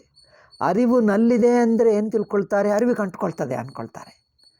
ಅರಿವಿನಲ್ಲಿದೆ ಅಂದರೆ ನಿಜ, ಬಟ್ ಅರಿವಿಗೆ ಅಂಟ್ಕೊಳ್ತದಲ್ಲ, ಅಲ್ಲ, ಅರಿವನ್ನು ಬಿಟ್ಟು ಹೋಗ್ತದೆ. ಬಿಟ್ಟು ಹೊರಗೆ ಎಲ್ಲಿ ಹೋಗ್ತದೆ? ಹೊರಗೆ ಏನಿಲ್ಲ. ಎಲ್ಲಿ ಹೋಗ್ತದೋ ಅದು ಅರಿವೇ. ನೋಡಿ, ಅರಿವಿನಲ್ಲಿ ನೀರಿನಲ್ಲಿ ತೋರಿರುವ ಅಲೆ ಮತ್ತೆ ಸ್ವಲ್ಪ ಹೊತ್ತಿಗೆ ನೀರನ್ನು ಬಿಟ್ಟು ಹೋಗ್ತದೆ. ಬಿಟ್ಟು ಎಲ್ಲಿ ಹೋಗ್ತದೆ? ದಡಕ್ಕೆ ಹೋಗ್ತದೆ, ನೀರಿನಲ್ಲೇ ಮುಳುಗುತ್ತದೆ. ಅದೇ ಬಿಟ್ಟು ಹೋಗುವುದಂದ್ರೆ ಏನು? ಆ ನೀರಿನಲ್ಲೇ ತೋರಿ ಮತ್ತೆ ನೀರೇ ಆಗಿಬಿಡ್ತದೆ. ಅಂದರೆ ತೋರುವಾಗಲೂ ನೀರೇ, ಮುಳುಗಿದಾಗಲೂ ನೀರೇ, ಎಂದಿಗೂ ನೀರೇ, ನೀರು ಬಿಟ್ಟು ಇಲ್ಲ. ಹಾಗೆ ನೀರು ಬಿಟ್ಟು ಅದಕ್ಕೆ ಇರುವಿಕೆನೇ ಇಲ್ಲ. ಹೀಗೆ ಆಗಬೇಕು. ನೀರು ಬಿಟ್ಟು ಅಲೆಗೂ ಇರುವಿಕೆನೇ ಇಲ್ಲ. ಇದು ಆಗಬೇಕು ನಮಗೆ. ಅಹಂಬುದ್ಧಿ ಅರಿವಿನಲ್ಲೇ ತೋರ್ತದೆ, ಅಹಂಬುದ್ಧಿ ಅರಿವಿನಲ್ಲೇ ತೋರ್ತದೆ. ಆದರೆ ಅರಿವಿನಲ್ಲಿ ತೋರ್ತದೆ ಅಂದರೆ ಅರಿವಿಗೆ ಅಂಟುಕೊಳ್ತದೆ ಅಂದ್ಕೊಳ್ತೀವಿ. ಅಲ್ಲಪ್ಪ, ಅಂಟುಕೊಳ್ಳಲ್ಲ, ಅರಿವನ್ನು ಬಿಟ್ಟು ಹೋಗ್ತದೆ. ಬಿಟ್ಟು ಅಂದರೆ ಹೊರಗಿರುತ್ತದೆ ಅಂದರೆ ಅಲ್ಲ, ಅದು ಅಲ್ಲ. ಇದು ನೋಡಿ ಹೇಗೆ ಹೇಳಬೇಕಂದ್ರೆ, ಅರಿವಿನಲ್ಲೇ ಇರುತ್ತದೆ, ಅರಿವನ್ನು ಬಿಟ್ಟು ಹೋಗ್ತದೆ. ಬಿಟ್ಟು ಅಂದರೆ ಹೊರಗೆ ಹೋಗಲ್ಲ, ಹೊರಗೆ ಎಂಬುದೇ ಇಲ್ಲ, ಎಲ್ಲವೂ ಅರಿವೇ. ಎಲ್ಲವೂ ಅರಿವೇ ಅಂದರೆ ಎಲ್ಲಿಗೆ ಹೋಗ್ತದೆ ಅಂದರೆ ಅರಿವಿನಲ್ಲೇ ಹೋಗ್ತದೆ. మరి ಅರಿವಿನಲ್ಲಿ ಹೋದರೆ ಅರಿವಿನಲ್ಲಿ ಏನು ಕಂಡು ಬರುವುದು? ಹಾಗೆ ಒಂದು ಸಕ್ಕರೆಯಿಂದ ಒಂದು ಲೋಟ ಮಾಡಿ, ಸಕ್ಕರೆಯಿಂದ ಒಂದು ಚಮಚ ಮಾಡಿದ್ದರೆ, ಸಕ್ಕರೆಯೊಂದು ಪುಡಿ ಇಟ್ಕೊಂಡರೆ, ಇದು ನೋಡಿ, ಸಕ್ಕರೆಯಿಂದ ಒಂದು ಸಣ್ಣ ಲೋಟ ಮಾಡಿದ್ದೇವೆ, ಒಂದು ಪಾತ್ರೆ, ಸಕ್ಕರೆಯಿಂದಲೇ ಒಂದು ಚಮಚ ಮಾಡಿದ್ದೇವೆ, ಅದನ್ನು ಕರಗಿಸಿ ಒಂದು ಚಮಚ ಆಕಾರವನ್ನು ತಾಳಿದೆ, ಮತ್ತು ಸಕ್ಕರೆ ಪೌಡರ್ ಇದೆ. ಏನು ಮಾಡ್ತೀವಿ? ಚಮಚೆಯಿಂದ, ಲೋಟದಿಂದ ಸಕ್ಕರೆಯನ್ನು ಎತ್ತುತ್ತೇವೆ, ಮತ್ತೇನು ಲೋಟದಲ್ಲೇ ಹಾಕ್ತೀವಿ. ಅಂದರೆ ಏನಾಯಿತು? ಚಮಚ ಸಕ್ಕರೆ, ಪೌಡರು ಸಕ್ಕರೆ, ಪುಡಿ ಸಕ್ಕರೆ, ಲೋಟ ಸಕ್ಕರೆ, ಚಮಚದಿಂದ ಸಕ್ಕರೆ ಎತ್ತಿ ಆ ಲೋಟದಲ್ಲೇ ಹಾಕ್ತೀವಿ. ಅಂದರೆ ಏನು? ಹೋಲ್ ಥಿಂಗ್ ಸಕ್ಕರೆ. ಚಮಚ ಸಕ್ಕರೆ, ಪುಡಿ ಸಕ್ಕರೆ, ಲೋಟ ಸಕ್ಕರೆ, ಸಕ್ಕರೆಯಿಂದಲೇ ಲೋಟ ತಯಾರಾಯಿತು, ಸಕ್ಕರೆಯಿಂದ ಲೋಟ ತಯಾರಾಯಿತು, ಸಕ್ಕರೆಯಿಂದ ಪುಡಿ ತಯಾರಾಯಿತು, ಸಕ್ಕರೆಯಿಂದ ಚಮಚ ತಯಾರಾಯಿತು. ಅಂದರೆ ಏನು ಮಾಡಿದ್ದೇವೆ? ಚಮಚದಿಂದ ಆ ಲೋಟದಿಂದ ಸಕ್ಕರೆಯನ್ನು ಎತ್ತಿದ್ದೇವೆ, ಅಂದರೆ ಏನು? ಅದು ಪುಡಿಯನ್ನು ಎತ್ತಿದ್ದೇವೆ, ಸಕ್ಕರೆಯಿಂದ ದೂರವಾಯಿತಾ? ಅಲ್ಲ. ಮತ್ತೆ ಲೋಟದಲ್ಲೇ ಹಾಕಿದ್ದರೆ ಏನಾಯಿತು? ಮತ್ತೆ ಸಕ್ಕರೆ ಆಯಿತು. ಕರಗಿಸಿದ್ದರೆ ಏನಾಗ್ತದೆ? ಮತ್ತೆ ಸಕ್ಕರೆ. ಅಂದರೆ ಎಲ್ಲಿಂದ ಏನಾಯಿತು? ಎಲ್ಲಿಂದ ಏನೂ ಆಗಲಿಲ್ಲ. ಇರುವುದೇ ಅರಿವು. ಅರಿವಿನಿಂದಲೇ ಹುಟ್ಟಿ ಅರಿವಿನಲ್ಲೇ ಇದ್ದುಕೊಂಡು ಅರಿವೇ ಇದೆ. మరి ಅರಿವಿಗಿಂತ ಬೇರೆ ಏನಿಲ್ಲವಲ್ಲ? ಹೌದು, ಅಷ್ಟೇ. ಅದು ಹೇಳುವುದೇ ಇಷ್ಟೆಲ್ಲ, ಅದು ತಿಳಿಯುವುದೇ ಇಷ್ಟೆಲ್ಲ. ಅದು ತಿಳಿಯುವುದಕ್ಕೆ ಇಷ್ಟೆಲ್ಲ ಪ್ರಯತ್ನ ಮಾಡುವುದು. ಅದು ಗೊತ್ತಾದರೆ ಮುಗೀತು, ಇನ್ನೇನಿಲ್ಲ. ಆದ್ದರಿಂದ ಅರಿವಿಗಿಂತ ಬೇರೆ ಅನಿಸಿಕೆಯೂ ಅರಿವೇ. ಅದು ನೋಡಿ, ಅರಿವಿಗಿಂತ ಬೇರೆ ಇದಲ್ಲ, ಆ ಬೇರೆ ಅನಿಸಿಕೆ ಅದು ಅರಿವೇ. ಅದು ಅಷ್ಟು ಅರ್ಥ ಆದರೆ ಮುಗಿಯಿತು. ಅರಿವಿಗಿಂತ ಬೇರೆ ಅನಿಸಿಕೆಯೂ ಅರಿವೇ. మరి ಬೇರೆ ಏನಾಯಿತು? ಆಗಲಿಲ್ಲ, ಅದು ಅರಿವೇ. ಮುಗಿಯಿತು, ಅಷ್ಟೇ. ಇಷ್ಟು ಅರ್ಥ ಮಾಡಿಕೊಂಡ್ರೆ ಮುಗಿಯಿತು. ನೀರಿಗಿಂತ ಬೇರೆ ಅಲ ಯಾರಪ್ಪ? ನೀರಿಗಿಂತ ಬೇರೆನಾ? ಹೌದು, ನೀರಿಗಿಂತ ಬೇರೆನೂ ನೀರೇ. ನೀರಿಗಿಂತ ಬೇರೆ ಅನಿಸುವ ಅಲೆಯೂ ನೀರೇ. ಅಯ್ಯೋ, మరి ಹಾಗಾದರೆ ಬೇರೆ ಇಲ್ಲವಲ್ಲ? ಅದು ಬುದ್ಧಿವಂತಿಕೆ. ಅಲೆಯಿಂದ ನೀರಿನಿಂದ ಹುಟ್ಟಿರುವ ಅಲೆಯೂ ನೀರೇ ಎಂದು ಗೊತ್ತಾದರೆ మరి ಬೇರೆ ಎಂಬ ಮಾತು ಕರ್ತವ್ಯವಿಲ್ಲವಲ್ಲ? ಅದು ಬೇಕು. ಅದೇ ಹೇಳ್ತಾ ಇದ್ದೀವಿ ನಾವು. ನಿಮಗೆ ಅದು ಅರ್ಥವಾದರೆ ಅರ್ಥವಾಯಿತು. ಅದು ಅರ್ಥವಾದರೆ ಮುಗೀತು. ಅಷ್ಟು ಅರ್ಥವಾಗಬೇಕು. ಅಲೆ ಎಂಬುದು ನೀರಿನಿಂದ ಹುಟ್ಟಿ ಅಂದರೆ ಏನು? ನೀರಿಗಿಂತ ಹೊರಗೆ ಬಂತ? ಅಲ್ಲ. మరి ನೀರಿನಿಂದ ಹುಟ್ಟಿ ನೀರೇ ಇತ್ತು ಅಂದರೆ మరి ಬೇರೆ ಏನಾಯಿತು? ಹುಟ್ಟುವಿಕೆನರ್ಥ. ನೀರಿನಿಂದ ಹುಟ್ಟಿ ನೀರಿನಲ್ಲೇ ಇದೆ ಅಂದರೆ మరి ಹುಟ್ಟುವಿಕೆಗೆ ಏನರ್ಥ? ಹುಟ್ಟು ಅಂದರೆ ನೀರಿಗಿಂತ ಸ್ವಲ್ಪ ಬೇರೆ ಆಗಬೇಕೇ? ಬೇರೆ ಆಗಲಿಲ್ಲ ಹೇಳ್ತಾ ಇದ್ದೀರಿ. ನೀರಿನಿಂದ ಹುಟ್ಟಿ ನೀರೇ ಇತ್ತು ಅಂದರೆ ನೀರಿನಿಂದ ಹುಟ್ಟು ಅಂದರೆ ಏನರ್ಥ? ಆ ನೀರೇ ಇತ್ತಪ್ಪ, మరి ಹುಟ್ಟು ಅಂದರೆ ಏನರ್ಥ? ಅರ್ಥ ಇಲ್ಲವಲ್ಲ? ಹೌದು, ಅದೇ ನಾವು ಹೇಳ್ತಾ ಇದ್ದೀವಿ. ಅದೇ ನಮ್ಮ ಉದ್ದೇಶ. ಹುಟ್ಟು ಎಂಬ ಮಾತು ಸುಳ್ಳು. ಹುಟ್ಟು ಎಂಬ ಮಾತು ಸುಳ್ಳು ಎನ್ನುವುದಕ್ಕೆ ಹುಟ್ಟು ಹೇಳ್ತಾ ಇದ್ದೀವಿ. ಸೃಷ್ಟಿ ಇಲ್ಲ ಎಂದು ಹೇಳುವುದಕ್ಕೆ ಸೃಷ್ಟಿ ಉಪದೇಶ. ಸೃಷ್ಟಿ ಇಲ್ಲ ಎಂದು ಹೇಳುವುದಕ್ಕೆ ಸೃಷ್ಟಿ ಉಪದೇಶ ಅಷ್ಟೇ ಹೊರತು ಜಗತ್ತು ಚೈತನ್ಯವೇ ಎಂದು ಹೇಳುವುದಕ್ಕೆ ಜಗತ್ತಿನ ಉಪದೇಶ. ಜಗತ್ತೆಂಬುದೇನಿಲ್ಲ. ನೀವು ಜಗತ್ತು ಹೇಳುವುದೆಲ್ಲ ಅರಿವಿಗೆ ನೀವು ಜಗತ್ತೆಂದು ಇನ್ನೊಂದು ಹೆಸರು ಅಲ್ಲಿ ಏನಿಲ್ಲ. ಅದು ಅರಿವೇ. ನೀವು ಜಗತ್ತು ಎಂದು ಹೇರುವುದು ಅರಿವೇ ಅಷ್ಟೇ. ಅರಿವಿಗೆ ಜಗತ್ತು ಎಂದು ಇನ್ನೊಂದು ಹೆಸರು ಅಷ್ಟೇ. ಜಗತ್ತೆಂಬುದೇನಿಲ್ಲ. ನೀವು ಕನಸಿನಲ್ಲಿ ಒಂದು ಪುಸ್ತಕ ನೋಡಿದ್ದೀರಿ. ಪುಸ್ತಕ ಅಂದರೆ ಏನು? ಅರಿವೇ. ಕನಸಿನ ಅರಿವೇ ಅಲ್ಲವೇ ಪುಸ್ತಕ? ಕನಸಿನಲ್ಲಿ ಪದಾರ್ಥಗಳೆಲ್ಲ ತೋರಿಕೆ. ಕನಸಿನಲ್ಲಿರುವ ಪದಾರ್ಥಗಳೆಲ್ಲ ತೋರಿಕೆ ಎಲ್ಲ ಅರಿವೇ. ಅಂದರೆ ಏನು? మరి ಕನಸು ಅಂದರೆ ಏನು? ನೀವು ಕನಸಿನಿಂದ ಎಚ್ಚರವಾದ ನಂತರ ಕನಸೆಲ್ಲ ನೆನಪಿಸ್ಕೊಳ್ತೀರಿ. ಎಲ್ಲಿದೆ? ಅದೆಲ್ಲ ನನ್ನ ಅರಿವಿನಲ್ಲಿದೆ. మరి ಅದೇ ಹೇಳ್ತಾ ಇದ್ದೆ, ಅದೆಲ್ಲ ಅರಿವೇ. ಕನಸು ಎಂಬುದು ಈಗ ನೆನಪಿಸ್ಕೊಳ್ತಾ ಇದ್ದೀರಲ್ಲ, ಆ ನೆನಪೆಲ್ಲ ಯಾರು? ಅದು ಅರಿವೇ. ಮುಟ್ಟಿ ತೋರಿಸಿ ಎಲ್ಲಿದೆ? ಮತ್ತೆ ಅದು ಮುಟ್ಟಿ ತೋರಿಸಿಗೋ ಇಲ್ಲಿದೆ ಅಂತ ಅದೆಲ್ಲ ಅರಿವೇ ಆಯಿತು. ನಾನೇ ಆಗಿಬಿಟ್ಟೆ ಅಷ್ಟೇ. ಅದೆಲ್ಲ ನೀನೇ ಆಗಿಬಿಟ್ಟಿದ್ದೀವಿ. ಅದೆಲ್ಲ ನಿನ್ನ ಅರಿವೇ ಆಗಿಬಿಟ್ಟಿತು. ಅದೇ ಹೇಳ್ತಾ ಇದ್ದೀವಿ ನಾವು ಹೇಳುವುದೇ ಅದು. ಅದೆಲ್ಲವೂ ಅರಿವು. ಮತ್ತು ನೀವು ಬಿಡಿ ಅನಿಸಿತಲ್ಲ, ಬಿಡಿ ಎಂದು ಅನಿಸಿಕೆಯೂ ಅರಿವೇ. ಓ ಅಯ್ಯೋ ರಾಮ, ಇದೆಲ್ಲವೂ ಸೃಷ್ಟಿ ಅನಿಸಿದ್ದು ಅರಿವೇ, ಜಗತ್ತು ಅನಿಸಿದ್ದು ಅರಿವೇ, ಲಯವನಿಸಿದ್ದು ಅರಿವೇ, ಸೃಷ್ಟಿಯಿಂದ ಜಗತ್ತು ಅರಿವಿನಿಂದ ಹುಟ್ಟಿದ್ದು ಎನ್ನುವುದು ಅರಿವೇ. ಹುಟ್ಟಿ ಅರಿವಿನಲ್ಲೇ ನಿಂತಿರುತ್ತದೆ, ಅದು ಅರಿವೇ. ಅರಿವಿನಲ್ಲಿ ಮುಳುಗಿ ಹೋಯಿತು, ಅದು ಅರಿವೇ. ಅಂದರೆ ಇದೆಲ್ಲ ಅರಿವಿನ ಕಲ್ಪನೆಗಳಷ್ಟೇ. ಅರಿವಿನಲ್ಲೇ ಅನಿಸಿಕೆಯೂ ಅರಿವೇ. ಅಂದರೆ ನೀರಿನಲ್ಲಿ ಅಲೆ ಹಾಗೆ. ನೀರಿನಲ್ಲಿ ಅಲೆ ಅಂದರೆ ಆ ಒಂದು ಮಾತಿನಲ್ಲಿ ಅರ್ಥವಾಗಿ ಬಿಡ್ತದೆ. ನೀರಿನಲ್ಲಿ ಅಲೆ ಅಂದರೆ ನಮ್ಮ ಬುದ್ಧಿ ಏನು ಅಂದ್ಕೊಳ್ತದೆ? ಅದಕ್ಕಿಂತ ಬೇರೆ ಎಂದು ಆ ಬೇರೆ ಬುದ್ಧಿ ಬಿಡಿಸಬೇಕು ಅಷ್ಟೇ. ಆ ಬೇರೆ ಬುದ್ಧಿ ಅಧ್ಯಾಸ, ಅದೇ ಅವಿದ್ಯೆ. ಏನಿಲ್ಲ. ಅವಿದ್ಯೆ ಅಂದರೆ ಅಷ್ಟೇ. ಆ ತಾನು ಸ್ವತಃ ಸಿದ್ಧವಾಗಿದ್ದಾನೆ, ಎಂದಿಗೂ ಇದ್ದಾನೆ, ಎಲ್ಲವೂ ಆಗಿದ್ದಾನೆ. ತನಗಿಂತ ಬೇರೆ ಯಾರೂ ಇಲ್ಲ, ಏನೂ ಇಲ್ಲ. ಅಂದರೆ ತಾನು ಎಂಬ ಆ ಸಾಕ್ಷಿಯಲ್ಲಿ ಪ್ರಪಂಚವೆಲ್ಲ ಅಡಕವಾಗಿದೆ. ಹೇಗೆ ಮನುಷ್ಯ ಏನಪ್ಪ ಅಂದರೆ ಯಾವಾಗ ಬಂದಿದ್ದೀಯಪ್ಪ ಅಂದರೆ, ಹೌದು ನಾನು ಬಂದೆ, ನನ್ನ ಕೈಕಾಲು ಬಂದಿವೆ ಎಂದು ಯಾರಾದರೂ ಹೇಳಿದ್ದರೆ ಏನರ್ಥ? ನಾನು ಬಂದಿದ್ದೇನೆ, ನನ್ನ ಕೈಕಾಲುಗಳು ಬಂದಿವೆ ಅಂದರೆ, ನಾನು ಬಂದಿದ್ದೇನೆ ಅಂದರೆ ಕೈಕಾಲು ಅದರಲ್ಲಿ ಅಡಕವಾಗಲ್ಲವಾ? ನಾನು ಬಂದಿದ್ದೇನೆ ಅಂದರೆ ಕೈಕಾಲು ಬಂದೇ ಬಿಟ್ಟಿದೆ ಅಲ್ಲವೇ? ಹಾಗೆ ನಾನು ಬಂದಿದ್ದೇನೆ, ನನ್ನ ತಲ ಬಂದಿದೆ, ನನ್ನ ಮುಖ ಬಂದಿದೆ. ಲೌಕಿಕ ಉದಾಹರಣೆ. ನಾನು ಬಂದಿದ್ದೇನೆ, ನನ್ನ ತಲ ಬಂದಿದೆ ಅಂದರೆ ಅರ್ಥವೇನು? ನಾನುನಲ್ಲಿ ಆ ನಾನು ಬಂದಿದ್ದೆ, ಅದರಲ್ಲಿ ನಿಮ್ಮ ತಲ ಅಡಕವಾಗಿಲ್ಲವಾ? ನನ್ನ ಮುಖ ಬಂದಿದೆ ಅಡಕವಾಗಿಲ್ಲವಾ? ನನ್ನ ಕೈ ಬಂದಿದೆ, ನನ್ನ ಕಾಲು ಬಂದಿವೆ ಅಂದರೆ ಆ ನಾನುನಲ್ಲಿ ಅಡಕವಾಗಲಿಲ್ಲವ? ಹಾಗೇ ಅರಿವು ಅಂದರೆ ಸಾಕು, ಪ್ರಪಂಚ ಅಡಕವಾಗೇ ಇದೆ. ಜೀವಭಾವ ಅಡಕವಾಗಿದೆ, ಪ್ರಪಂಚ ಅಡಕವಾಗಿದೆ. ಈಗ ಅರಿವಿಗಿಂತ ಬೇರೆ ಯಾವುದಿಲ್ಲ, ಅಷ್ಟೇ ಹೇಳುವುದಿಲ್ಲ. ಅಂದರೆ ಅದರಲ್ಲಿ ಅಡಕವಾಗಿದೆ, ಬಿಡಿಯಲ್ಲ. ಬಿಡಿ ಎಂಬುದು ಅರಿವೇ, ಅದು ಗೊತ್ತಾದರೆ ಅಷ್ಟೇ ಬಾಧಿತವಾಗುತ್ತದೆ. ಬ್ರಹ್ಮದಿಂದ ಹುಟ್ಟಿದೆ ಎನ್ನುವುದು ಬ್ರಹ್ಮವೇ, ಬ್ರಹ್ಮದಿಂದ ಹುಟ್ಟಿದೆ ಎಂಬುದು ಬ್ರಹ್ಮವೇ, ಅರಿವಿನಿಂದ ಹುಟ್ಟಿದೆ ಎಂಬುದು ಅರಿವೇ. ಹುಟ್ಟಿದೆ ಎಂಬುದು ಅನಿಸುತ್ತಾ ಇದೆ. ಹುಟ್ಟಿದೆ ಹುಟ್ಟಿದೆ ಅದೇನದು? ಅದು ಅನಿಸಿಕೆ. ಹುಟ್ಟಿದೆ ಹುಟ್ಟಿದೆ ಎಂಬುದು ಅನಿಸಿಕೆನಾ ಅಲ್ಲವ?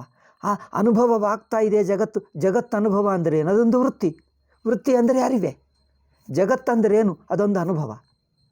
ಅನುಭವ ಅಂದರೆ ಏನು? ಅದೊಂದು ವೃತ್ತಿ. ವೃತ್ತಿ ಅಂದರೆ ಏನು? ಅರಿವೇ. ಹಾಗೆ ನೋಡಿ, ಅಂದರೆ ಹುಟ್ಟಿದೆ ಎಂಬುದು ಅರಿವೇ, ಇದೆ ಎಂಬುದು ಅರಿವೇ, ಇಲ್ಲ ಎಂಬುದು ಅರಿವೇ. ಅರಿವಿನ ತೋರಿಕೆಗಳಷ್ಟೇ. ಇದೆ ಎಂಬುದು ಅರಿವೇ, ಇಲ್ಲ ಎಂಬುದು ಅರಿವೇ, ಅರಿವೇ. ಅರಿವು ಎಂಬ ಮಾತು ಅರಿವೇ. ನೋಡಿ, ಇದೆ ಎಂಬುದು ಅರಿವೇ, ಇಲ್ಲ ಎಂಬುದು ಅರಿವೇ, ಅರಿವು ಎಂಬ ಮಾತು ಅರಿವೇ. ಅರಿವು ಎಂಬ ಮಾತು ಅರಿವೋ, ಅರಿವಿಗಿಂತ ಇನ್ನೊಂದು ಹೆಚ್ಚೋ? ಅರಿವು ಎಂದು ಹೇಳಿದ್ದೀವಿ. ನೋಡಿ, ಇನ್ನೊಂದು ಉದಾಹರಣೆ, ಲೌಕಿಕ ಉದಾಹರಣೆ. ಪುಸ್ತಕ ಎಂಬುದು ಎಚ್ಚರದ ಅರಿವೇ, ಎಚ್ಚರ ಪ್ರಜ್ಞೆನೇ. ಎಚ್ಚರ ಪ್ರಜ್ಞಕ್ಕೆ ಪುಸ್ತಕ ಎಂದು ಹೆಸರು ಅಲ್ಲವೇ? ಎಚ್ಚರ ಪ್ರಜ್ಞೆಯನ್ನು ಬಿಟ್ಟು ಪುಸ್ತಕ ಇದೆಯಾ? ಎಚ್ಚರ ಪ್ರಜ್ಞೆ ಬಿಟ್ಟು ಪುಸ್ತಕ ಇದೆಯಾ? ಇಲ್ಲ. ಗೋಡೆ ಎಂಬುದು ಎಚ್ಚರ ಪ್ರಜ್ಞೆ, ಮನೆ ಎಂಬುದು ಎಚ್ಚರ ಪ್ರಜ್ಞೆ. ಇವೆಲ್ಲವೂ ಎಚ್ಚರದಲ್ಲಿವೆ ಅಂದರೆ ಎಚ್ಚರ ಎಂಬುದು ಎಚ್ಚರ ಪ್ರಜ್ಞೆನೇ. ನೀವು ಎಚ್ಚರ ಎಂಬುದು ಎಚ್ಚರ ಪ್ರಜ್ಞೆಗಿಂತ ಬಿಡಿಯಾಗಿದೆಯಾ? ನಿಮಗೆ ಎಚ್ಚರ ಅನುಭವ ಅರ್ಥವಾಯಿತಾ? ಆಯಿತು ಎಂದು ಹೇಳ್ತಾರೆ. ಎಚ್ಚರ ಅನುಭವ ಅರ್ಥವಾಯಿತು. ಈ ಅರ್ಥವಾಗುವುದು, ಎಚ್ಚರ ಅನುಭವ ಗೊತ್ತಾಯಿತು ಎಂಬುದು ಇದು ಎಚ್ಚರ ಪ್ರಜ್ಞೆವೋ ಅಲ್ಲವೋ? ಎಚ್ಚರ ಪ್ರಜ್ಞೆ ಗೊತ್ತಾಯಿತು ಎಂಬುದು ಎಚ್ಚರವೋ ಅಲ್ಲವಾ?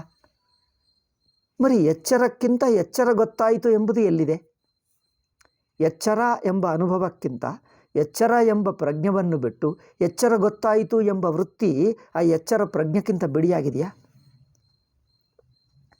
ಜಾಗ್ರತ್ತು ಪ್ರಜ್ಞೆಯಿಂದ ಜಾಗ್ರತ್ ಅವಸ್ಥಾ ಎಂಬುದು ಬಿಡಿಯಾಗಿದೆಯಾ? ಈಗ ಜಾಗ್ರತ್ ಎಂಬುದು ಗೊತ್ತಾಯಿತು ಎಂಬುದು ಅದು ಜಾಗ್ರತ್ ಪ್ರಜ್ಞೆವೇ.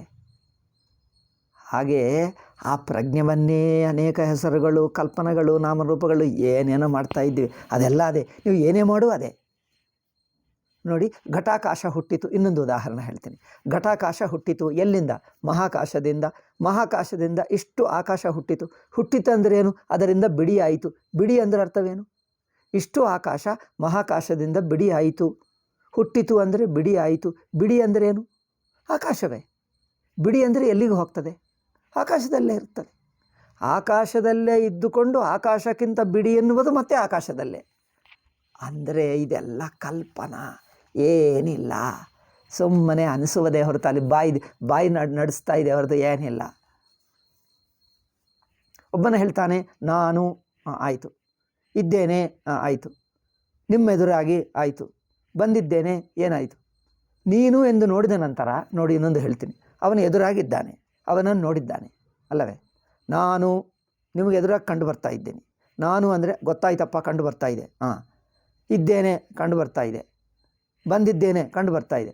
ಬಂದಿದ್ದೇನೆ ಎನ್ನುವುದು, ಇದ್ದೇನೆ ಎನ್ನುವುದು, ನಿಮ್ಮ ಎದುರಾಗಿ ಎನ್ನುವುದು, ನಾನು ಎನ್ನುವುದು, ಈ ನಾಲ್ಕಕ್ಕೆ ಏನರ್ಥ ಹೇಳಿ? ನಾಲ್ಕು ಬಿಡಿಬಿಡಿಯಾ? ನಾನು ಇದ್ದೇನೆ ಎರಡನೆಯದು, ನಿಮ್ಮ ಎದುರಾಗಿ ಮೂರನೆಯದು, ಬಂದಿದ್ದೇನೆ ನಾಲ್ಕನೆಯದು. ಈ ನಾಲ್ಕು ಏನರ್ಥ? ಆ ನಾನುನಲ್ಲಿ ಈ ನಾಲ್ಕು ಅಡಕವಾಗಲಿಲ್ಲವಾ? ನಾನು ಎಂದು ಹೇಳಿದರೆ ಈ ನಾಲ್ಕು ಅದೇ. ನಾನುನಲ್ಲಿ ಎದುರಾಗಿದ್ದೇನೆ ಅಂದರೆ ಇರುವಿಕೆಯಲ್ಲೇ ಅಡಕವಾಯಿತು. ಇದ್ದೇನೆ ಅಡಕವಾಯಿತು. ಎದುರಾಗಿ ಎನ್ನುವುದು ನಾನು ಎಂದು ಹೇಳಿದ ನಂತರ ಇದೆಲ್ಲ ಕಂಡು ಬರ್ತಾ ಇಲ್ಲವ? ಇದೆಲ್ಲ ಅದರಲ್ಲಿ ಅಡಕವಾಗಲಿಲ್ಲವ? ಎದುರಾಗಿದ್ದೇನೆ ಅಂದರೆ ಇದ್ದೇನೆ ಎನ್ನುವುದಲ್ಲೇ ಆಯ್ತಲ್ಲ. ಇದ್ದೇನೆ ಎಂದು ಹೇಳಿದರಲ್ಲಿ ಎದುರಾಗಿದ್ದೇನೆ ಎಂದು ಬಂದೇ ಬಿಟ್ಟಿತು. ಮಾತಾಡ್ತಾ ಇದ್ದೇನೆ, ಎದುರಾಗಿದ್ದೇನೆ ಆಯಿತು. ಮಾತಾಡ್ತಾ ಇದ್ದೇನೆ, ಹೌದಪ್ಪ, ಅದು ಅದರಲ್ಲೇ ಅಡಕವಾಗಿದೆ. ನಾನು ಎಂಬ ಒಂದು ಮಾತಿನಲ್ಲೇ, ನಾನು ಎಂಬ ಮಾತಿನಿಂದ ನಿಮಗೆ ಎಷ್ಟು ಅರ್ಥವಾಯಿತೋ ಅದರಲ್ಲೇ ಇದ್ದೇನೆ, ಅದರಲ್ಲೇ ಎದುರಾಗಿದ್ದೇನೆ, ಅದು ಅಡಕವಾಗಿದೆ. ಮಾತಾಡ್ತಾ ಕಂಡು ಬರ್ತಾ ಇದ್ದೇನೆ, ಅದು ಅದರಲ್ಲೇ ಅಲ್ಲವೇ? ಮತ್ತು ಮಾತಾಡ್ತಾ ಇದ್ದೇನೆ. ಈ 5 ಮಾತುಗಳಲ್ಲಿ ಹೇಳಿದ್ದು ಒಂದೇ ಅನುಭವವೋ 5 ಅನುಭವಗಳು? ಹೇಳಿ. ಒಂದೇ ಅನುಭವವನ್ನು 5 ರೂಪವಾಗಿ ಹೇಳ್ತಾ ಇದ್ದೀವಿ. ಮಾತು ಬದಲಾಯಿಸಲ್ಲಿ ಏನಿಲ್ಲ, ಇರುವುದೊಂದೇ ಅನುಭವ. ನಾನು ಅಂದರೆ ಆಯ್ತಪ್ಪ ಕಂಡು ಬರ್ತಾ ಇದ್ದೀವಿ. ನಾನು ಹೇಳ್ತಾನೆ ಇದ್ದೇನೆ, ಹೌದು, ಅದೇ ಅದೇ. ಎದುರಾಗಿದ್ದೇನೆ, ಆಯಿತು. ಕಂಡು ಬರ್ತಾ ಇದ್ದೇನೆ, ಆಯಿತು. ಮಾತಾಡ್ತಾ ಇದ್ದೇನೆ, ಆಯಿತು. ಅದೆಲ್ಲ ಅದರಲ್ಲೇ. ಇವೆಲ್ಲ ಸುಮ್ಮನೆ ಹೇಳುವ ಬಗೆ, ಇರುವುದೊಂದೇ. ಒಂದೇ ವಸ್ತುವನ್ನು ಹಾಗೆ ತಿರುಗಿಸಿ ಹೀಗೆ ತಿರುಗಿಸಿ ಇಷ್ಟು ಹೇಳಿದರೆ ಅದೇ ಆಗ್ತಾ ಇದೆ. ಇದು ನೋಡಿ, ಈ ಉದಾಹರಣೆ ಎಷ್ಟು ಚೆನ್ನಾಗಿದೆ. ಆ ಒಂದೇ ನಾನು ಅಂದರೆ ನಿಮಗೆ ಯಾವ ಅನುಭವ ಬಂತೋ, ಈ ಮಿಕ್ಕ ಪದಗಳೆಲ್ಲ ಅದೇ ಅನುಭವವನ್ನು ಹೇಳ್ತಾ ಇದೆ. ಆ ಅನುಭವ ಬಿಟ್ಟು ಏನೂ ಹೇಳ್ತಾನೇ ಇಲ್ಲ. ಸುಮ್ಮನೆ ಹೇಳುವ ಬಗೆ, ಇರುವುದದೇ ಅನುಭವ. ಹಾಗೆ ಇರುವುದು ಒಂದೇ ಸಾಕ್ಷಿ ಅನುಭವ, ಇರುವುದು ಒಂದೇ ಬ್ರಹ್ಮಾನುಭವ. ಅದನ್ನೇ ಅಟು ತಿರುಗಿಸಿ ಎಚ್ಚರ, ಈ ತಿರುಗಿಸಿ ಕನಸು, ಇದು ತಿರುಗಿಸಿ ಇನ್ನೊಂದು ಮಾತು, ಇದು ತಿರುಗಿಸಿ ನೀವು ಎಷ್ಟು ಮಾತುಗಳು ಹೇಳು, ಇರುವುದು ಅದೇ ಅರಿವು. ಅಯ್ಯೋ ರಾಮ, ಅರಿವನ್ನು ಬಿಟ್ಟು ಬೇರೆ ಅನುಭವ ಆಗ್ತಾ ಇದೆ. ನೋಡಿ, ಇದಿಗೋ ನಾನು, ಈ ನಾನೆಂಬುದು ನಿಮ್ಮ ಅರಿವಲ್ಲವ. ಮಾತಾಡ್ತಾ ಇದ್ದೀನಿ, ಅದು ನಿಮ್ಮ ಅರಿವೆ. ಇದ್ದೇನೆ, ನಿಮ್ಮ ಅರಿವೆ. ನೋಡ್ತಾ ಇದ್ದೀನಿ, ಅದು ನಿಮ್ಮ ಅರಿವೆ. ಇದು ಪ್ರಪಂಚ, ಅದು ನಿಮ್ಮ ಅರಿವೆ. ಪ್ರಪಂಚ ಅನಿಸುವುದು ಅನಿಸಿಕೆ ನಿಮ್ಮ ಎಚ್ಚರ ಅರಿವಿನಲ್ಲಿಲ್ಲವ, ಎಚ್ಚರ ಪ್ರಜ್ಞೆದಲ್ಲಿಲ್ಲವ? ಪ್ರಪಂಚ ಅನಿಸುತ್ತಾ ಇದೆ, ಎಚ್ಚರ ಪ್ರಜ್ಞೆ. ನಾನು ನಡೆಯುತ್ತಾ ಇದ್ದೀನಿ, ಎಚ್ಚರ ಪ್ರಜ್ಞೆ. ಕೂತಿದ್ದೇನೆ, ಎಚ್ಚರ ಪ್ರಜ್ಞೆ. ಮಾತಾಡ್ತಾ ಇದ್ದೇನೆ, ಎಚ್ಚರ ಪ್ರಜ್ಞೆ. ಎಲ್ಲವೂ ಎಚ್ಚರ ಪ್ರಜ್ಞೆಗೆ ಹೆಸರುಗಳು. ಪ್ರಜ್ಞಾನಂ ಬ್ರಹ್ಮ ಅಂದರೆ ಇದೆ. ಒಂದೇ ಪ್ರಜ್ಞೆಗೂ ಇವೆಲ್ಲ ಹೆಸರುಗಳು ಅಷ್ಟೇ. ಅದಕ್ಕೋಸ್ಕರ ಪ್ರಜ್ಞಾನಂ ಬ್ರಹ್ಮ. ಆ ಪ್ರಜ್ಞಾನಕ್ಕೆ ಬ್ರಹ್ಮ ಎಂದು ಹೇಳಿ, ಆ ಪ್ರಜ್ಞಾನವನ್ನೇ 4 ಹೆಸರುಗಳಿಂದ ಹೇಳಿದ್ದೀವಿ. ನೋಡಿ, ಇವತ್ತು ಹೇಳಿದ ಉದಾಹರಣೆ ಎಷ್ಟು ಚೆನ್ನಾಗಿದೆ. ಆ ಒಂದೇ ಅನುಭವವನ್ನು 4 ಅನುಭವಗಳು ಹೇಳಿ 4 ವಸ್ತುಗಳಂತೆ ಹೇಳಿ, 4ಕ್ಕೆ 10 ಹೇಳಬಹುದು.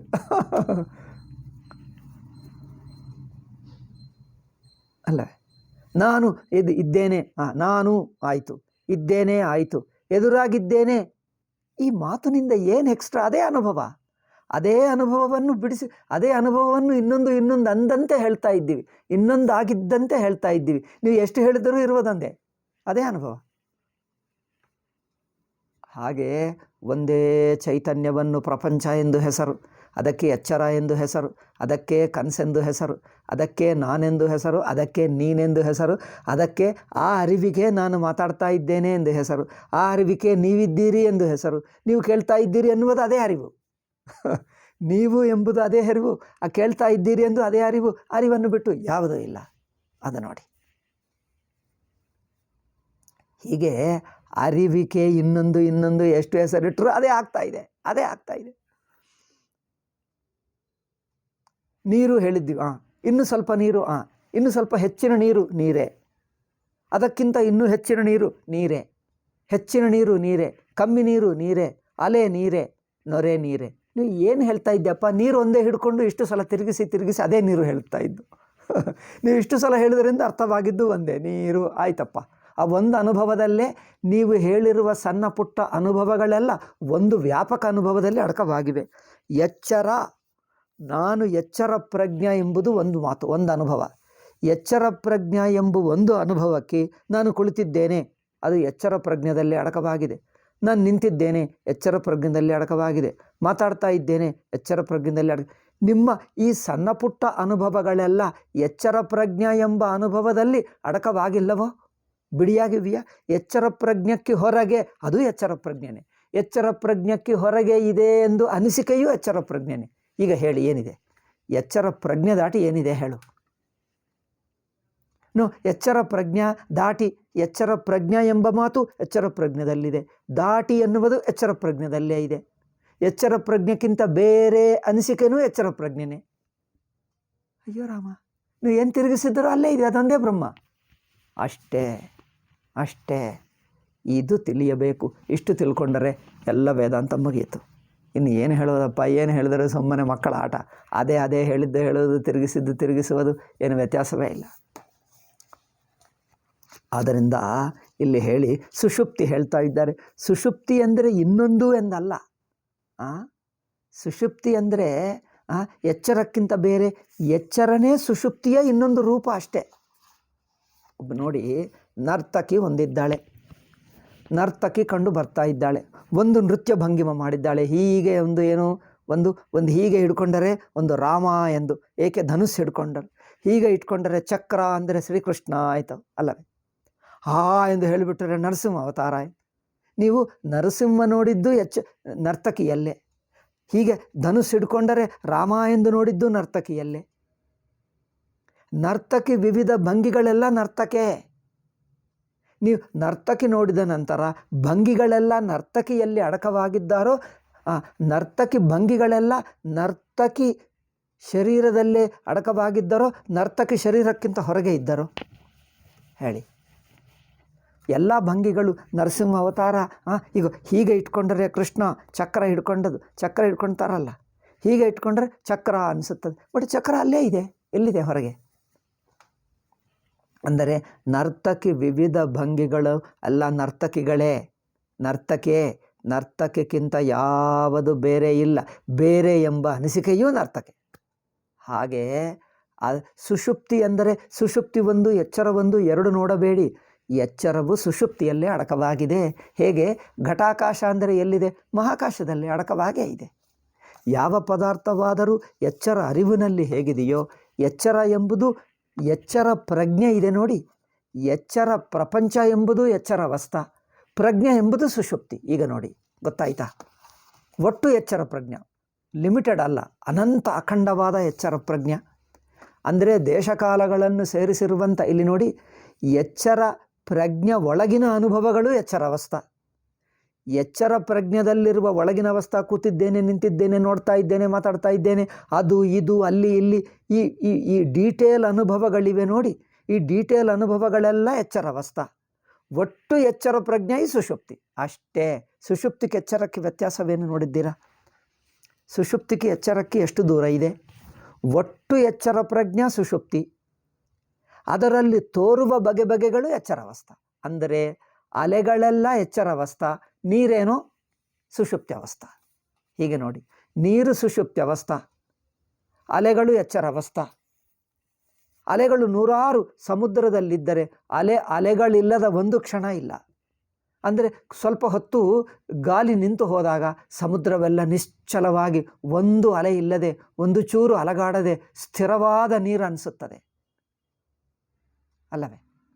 ಆದರೆ ನೀರು ಸುಷುಪ್ತಿ ಅವಸ್ಥಾ, ಅಲೆಗಳು ಎಚ್ಚರ ಅವಸ್ಥಾ. ನೋಡಿ, ಎಲೆಗಳಿಗೆ ಸುಷುಪ್ತಿಗೆ ಎಷ್ಟು ವ್ಯತ್ಯಾಸ? ಎಚ್ಚರ ಎಂಬುದು ಸುಷುಪ್ತಿಯ ಅಲೆಗಳೇ ಎಚ್ಚರ. ಈಗ ನೋಡಿ, ಸುಷುಪ್ತಿ ಅಲೆಗಳೇ ಎಚ್ಚರ. ಸುಷುಪ್ತಿ ಯಾರು? ನೀರು. ಎಚ್ಚರ ಯಾವುದು? ಅಲೆಗಳೇ, ಅದರ ಒಳಗಿನ ಅಲೆಗಳಷ್ಟೇ. ಆದರೆ ಅಲೆಗಳು ನೀರನ್ನು ಬಿಟ್ಟಿವೆಯಾ? ಎಚ್ಚರ ಸುಷುಪ್ತಿ ಎಂಬ ಅರಿವನ್ನು ಬಿಟ್ಟಿದೆಯಾ? ಒಟ್ಟರಿವು, ಅಖಂಡ ಅರಿವು, ಅನಂತ ಅರಿವು ಅಲ್ಲವೇ? ಒಟ್ಟರಿವು ಸುಷುಪ್ತಿ. ಎಚ್ಚರ ಎಂಬುದು ಏನು? ಆ ಸುಷುಪ್ತಿಯನ್ನೇ ನೋಡ್ತಾ ಇದ್ದೀರಿ. ಸುಷುಪ್ತಿ ಅಂದರೆ ಏನು? ಅನಂತ ಪ್ರಜ್ಞೆ, ಅನಂತ ಅರಿವು. ಅನಂತ ಅರಿವು, ಅನಂತ ಪ್ರಜ್ಞೆ ಅಂದರೆ ಅದರಲ್ಲೇ ಕುಳಿತಿದ್ದೇನೆ, ನಿಂತಿದ್ದೇನೆ, ಮಾತಾಡ್ತಾ ಇದ್ದೇನೆ, ಮನಸ್ಸಿದೆ, ಮನಸ್ಸಿಲ್ಲ, ಇದೆಲ್ಲವೂ ಪ್ರಜ್ಞೆವೇ, ಇದೆಲ್ಲವೂ ಅರಿವೇ. ಆ ಅರಿವೇ ಸುಷುಪ್ತಿ.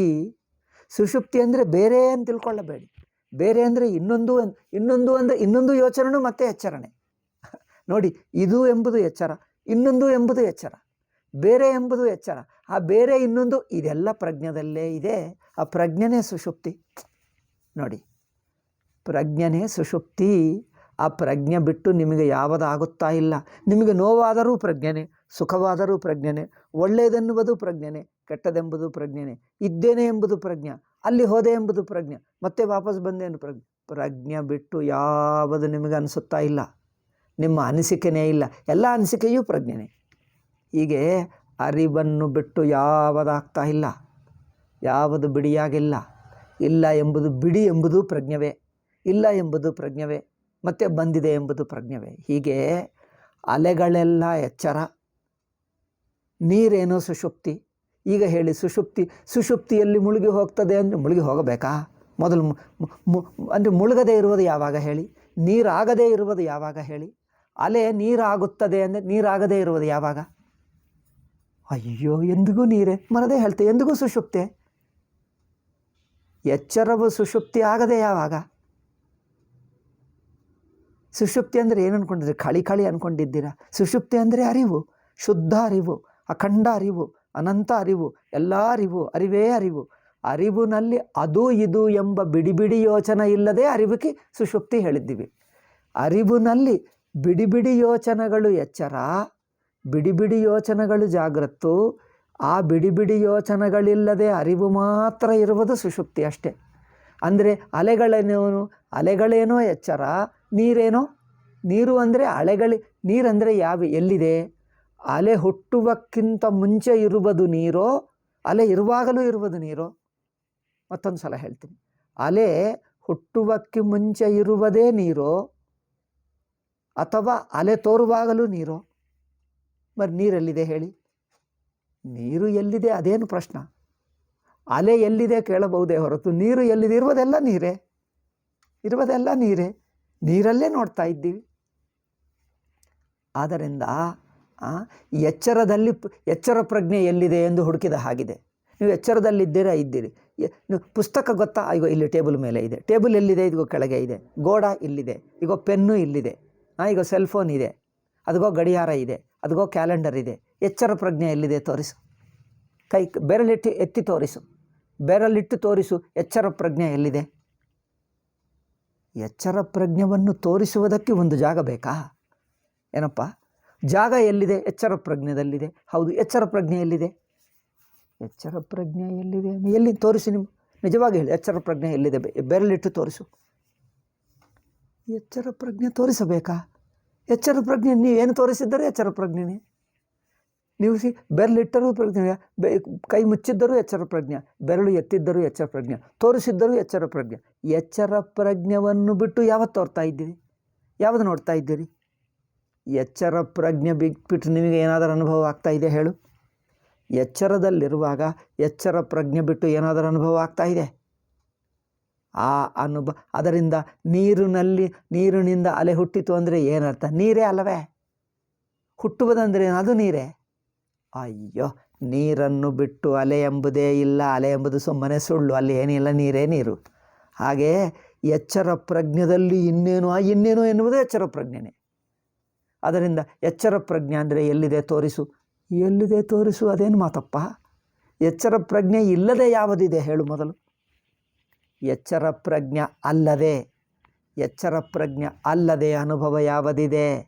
ಎಲ್ಲ ಎಚ್ಚರ ಪದಾರ್ಥಗಳು, ಅನುಭವಗಳು, ಅನಿಸಿಕೆಗಳು, ನಾನು ನೀನು ಎಲ್ಲವೂ ಎಚ್ಚರ ಪ್ರಜ್ಞೆ. ಹಾಗೆಯೇ ಇಡೀ ಎಚ್ಚರ ಅವಸ್ಥವು ಸುಷುಪ್ತೆ. ಸುಷುಪ್ತಿ ಅಂದ್ರೇನು? ಇನ್ನೊಂದು ಕಡೆ ಹೋಗ್ತೀವಿ ಅಂದರೆ ಇನ್ನೊಂದು ಅಲ್ಲ, ನೀರೇ. ಅಲೆಗಳಿಗೆ ಆಧಾರವಾಗಿರುವ ನೀರು ಹೇಗಿದೆಯೋ ಇಡೀ ಅಂದರೆ ಎಚ್ಚರ ಪ್ರಜ್ಞಾ ಪದಾರ್ಥಗಳನ್ನು ಬಿಟ್ಟು, ವಿವಿಧ ಯೋಚನೆಗಳು, ಅನಿಸಿಕೆಗಳು, ಆಕಾರಗಳನ್ನು ಬಿಟ್ಟು ಸುಮ್ಮನೆ ಎಚ್ಚರ ಪ್ರಜ್ಞೆ, ಅದು ಸುಷುಪ್ತಿ. ಎಚ್ಚರ ಪ್ರಜ್ಞೆಗೆ ಸುಷುಪ್ತಿಗೆ ಎಷ್ಟು ವ್ಯತ್ಯಾಸ? ಎಚ್ಚರ ಪ್ರಜ್ಞೆಯಲ್ಲಿ ತೋರುವ ತೋರಿಕೆಗಳೆಲ್ಲ ಬಿಟ್ಟು ಎಚ್ಚರ ಪ್ರಜ್ಞೆ ಮಾತ್ರ ಉಳಿಸ್ಕೊಂಡರೆ ಅದಕ್ಕೆ ಸುಷುಪ್ತಿ ಹೇಳಿದ್ದೀವಿ. ಈಗ ಗೊತ್ತಾಯ್ತಾ? ಸುಷುಪ್ತಿ ಅಂದರೆ ಸಚ್ಚಿದಾನಂದೇಂದ್ರ ಸ್ವಾಮೀಜಿ ಅರಿವು, ಅದರಲ್ಲಿ ಅವಿದ್ಯೆ ಇಲ್ಲ, ಕೇವಲ ಅರಿವು ಎಂದು ಹೇಳಿದ್ದರೆ ಅದೇನಪ್ಪ ಸುಷುಪ್ತಿ ಅಜ್ಞಾನ ಅಲ್ಲ ಹೇಳ್ತಾರೆ. ಸುಷುಪ್ತಿಯಲ್ಲಿ ಏನು ಗೊತ್ತಿಲ್ಲ ನಮಗೆ ಅನಿಸುತ್ತಾ ಇದೆ ಅಲ್ಲವೇ? ಏನು ಗೊತ್ತಿರುವ ಎನ್ನುವುದು ಅರಿವೇ. ಅರಿವಿಲ್ಲದೆ ಏನಿದೆ? ಆದ್ದರಿಂದ ಪ್ರತ್ಯಯಗಳು, ಅನಿಸಿಕೆಗಳೆಲ್ಲ ಅರಿವೇ. ಅರಿವನ್ನು ಬಿಟ್ಟು ಯಾವುದಿಲ್ಲ. ಅದೇ ಹೇಳ್ತಾ ಇದ್ದಾರೆ ಇಲ್ಲಿ. ತತ್ರ ಅಥ ಶ್ರುತಿಭಿಸ್ತತ್ರ ಪ್ರಾಜ್ಞೇನ ಆತ್ಮನ ಏಕೀಭಾವ. ಪ್ರಾಜ್ಞಸ್ವರೂಪ, ಪ್ರಾಜ್ಞ ಅಂದರೆ ಅರಿವಿನ ಸ್ವರೂಪದಿಂದ ಒಟ್ಟಾಗುತ್ತಾನೆ, ಒಟ್ಟು ಏಕಾಗ್ತಾನೆ, ಅರಿವೇ ಆಗಿದ್ದಾನೆ. ಅಲೆ ನೀರಿನ ಜೊತೆಗೆ ಒಟ್ಟಾಗುತ್ತದೆ ಅಂದರೆ ಯಾವಾಗ ಆಗ್ತದೆ ಹೇಳು? ಅವ್ರು ಹೇಳ್ತಾರೆ ಅಲೆ ನೀರಿನ ಜೊತೆಗೆ ಒಟ್ಟಾಗುತ್ತದೆ, ಒಟ್ಟು ಯಾವಾಗ ಆಗ್ತದೆ? ಮಾಡಿ ತೋರಿಸು.